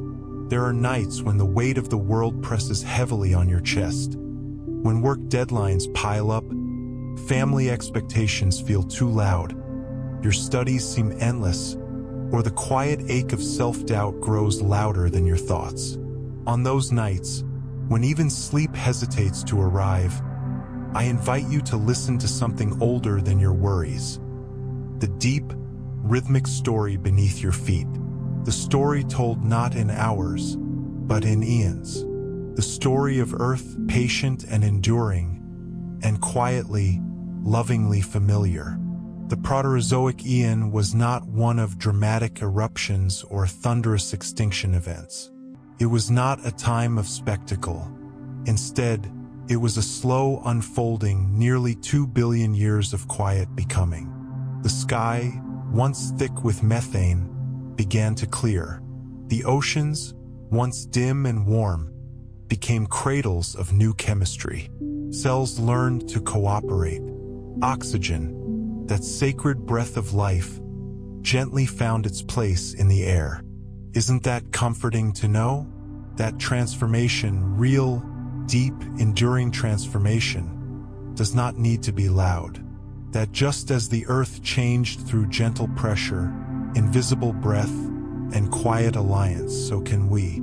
You do not need to burn yourself out to become something beautiful. You don't need to push through every wall, chase every goal, or fix everything at once. Sometimes just breathing is enough.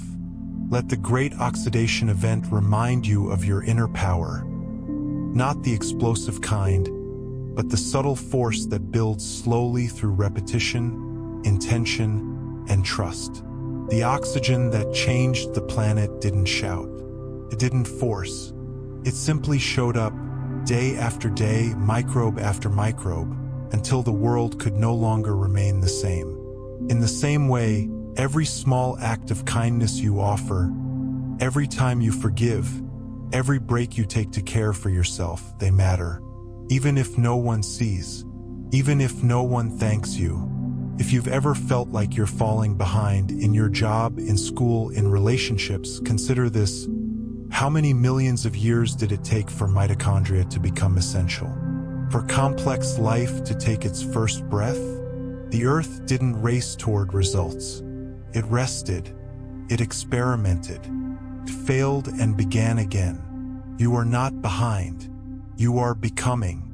And when life feels cold, emotionally, spiritually, physically, remember Snowball Earth, a time when glaciers swallowed continents, when the planet seemed lost in endless winter. But Earth wasn't broken. She was resting, protecting, preserving what mattered most beneath the ice.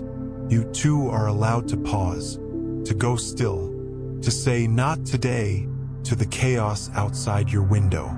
That's not laziness. That's wisdom. That's biology. That's what survival looks like. There's healing in stillness. There's strength in soft things. The Proterozoic teaches us that life is not just born from fire and force, but from tenderness, from connection, from choosing peace, even when the world tells you to hurry. And how beautiful it is to think that the cells inside you right now are descendants of that ancient cooperation. You are living proof that life is better when we help each other, when we trust, when we open ourselves to connection. Healing doesn't have to happen in solitude. It's okay to reach for support, to cry on someone's shoulder, to lean not because you are weak, but because you are wise enough to know you don't have to do it all alone. Whether you're overwhelmed by work, trying to make a future out of uncertainty, or carrying the silent griefs of your family and past, know this: the earth understands. You are walking on ground that has cradled both silence and storms. You are breathing the air that once struggled to be born. You are part of a system that knows how to wait, how to adapt, how to endure. Let yourself be slow. Let yourself be soft. Let yourself not know. Because just like Earth, you don't need a clear map to move forward. The tectonic plates did not ask for directions before they built mountains. They just moved slowly, naturally, faithfully. And in doing so, they reshaped everything. You don't need to have it all figured out today. Sometimes we need reminders that healing is not linear. Like evolution, it doubles back, pauses. It builds layers beneath the surface before anything appears above. If you feel like nothing's changing, like your efforts aren't working, look to Earth. Know that even the slowest shifts create the most lasting foundations. One day, light returned to the Proterozoic Earth. The sky cleared, the oceans shimmered. Life emerged not just as it was before, but stronger, more intricate, more brave. And so it can be with you, after burnout, after heartbreak, after anxiety, after grief. You may emerge brighter than before, not because you rushed through the dark, but because you honored it, because you gave yourself the time you needed. And when the voices in your mind whisper, "You're not enough," remember the microbes who built the future with nothing but breath. When stress tells you to do more, be more, rush more, remember the frozen earth that paused, and through that pause survived. And when family or work expectations weigh you down, let the ancient cells remind you, strength is in relationship, not in perfection.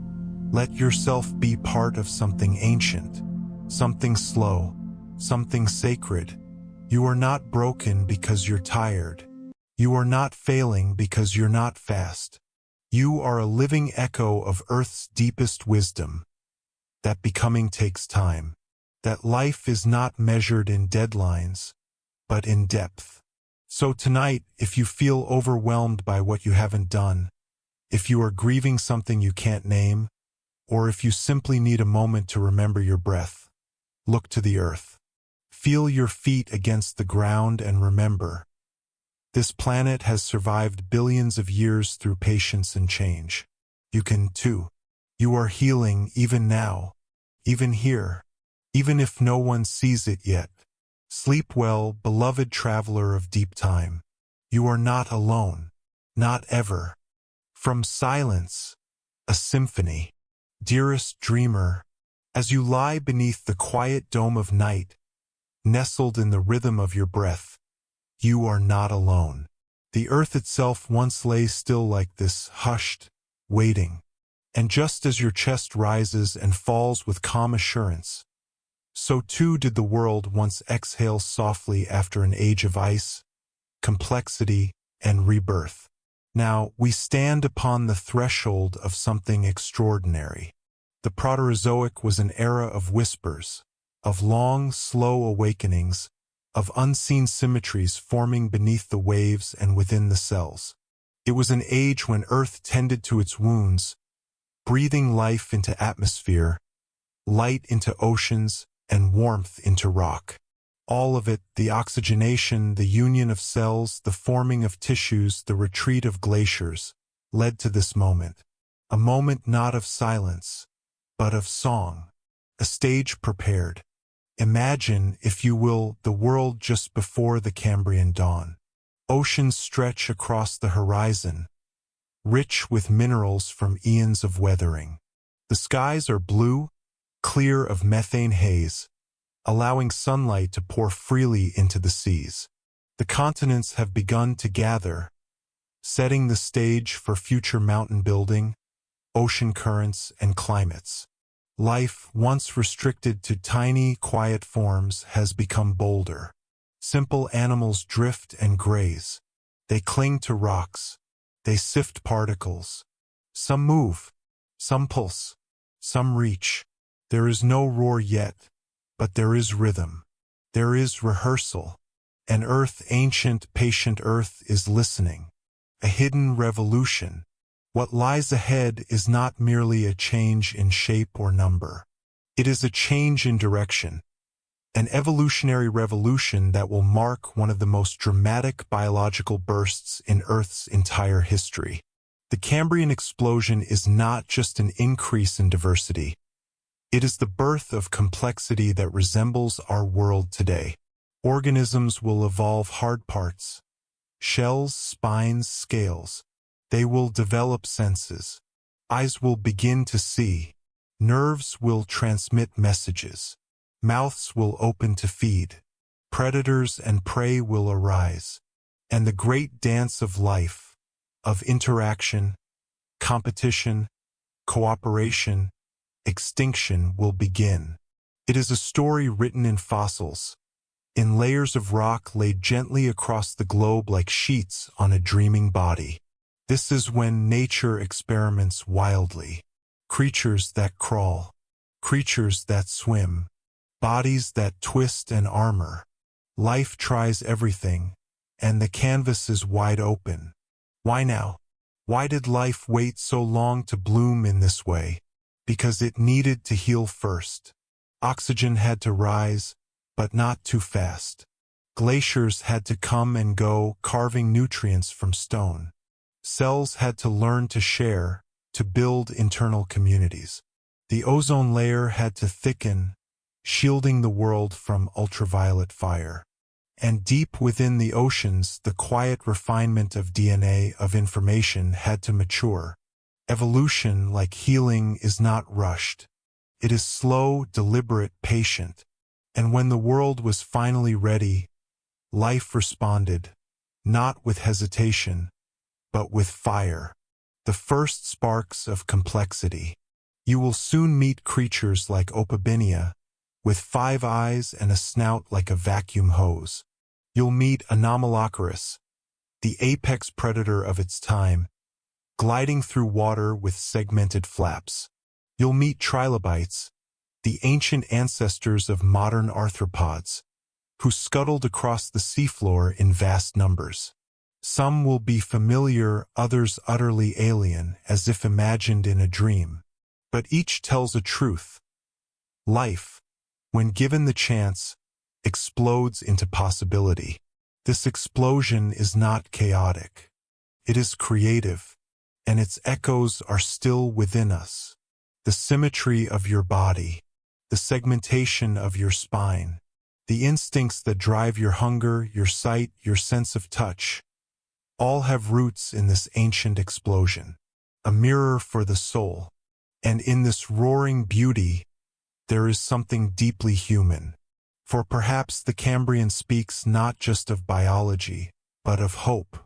After long stillness, light can return. After dormancy, creativity can burst forth. After grief or stagnation or silence, there can be a season of rebirth. Chaotic, colorful, full of wild promise. Perhaps you, too, are standing before your own explosion. Perhaps the stillness you have endured, the years of quiet, of questions, of small steps, have all been preparing you for something grand.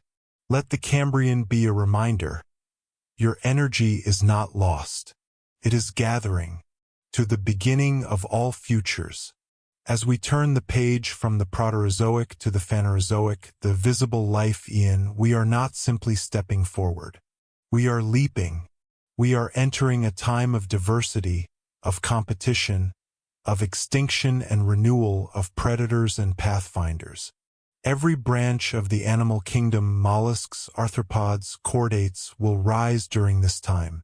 The blueprint for life as we know it will be drawn, sketched in light, water, and instinct. And so, as you close your eyes tonight, let the quiet of the Proterozoic remain with you, that deep breath before the music. Let its patience comfort you. Let its resilience remind you of your own. And let the promise of the Cambrian stir gently in your dreams.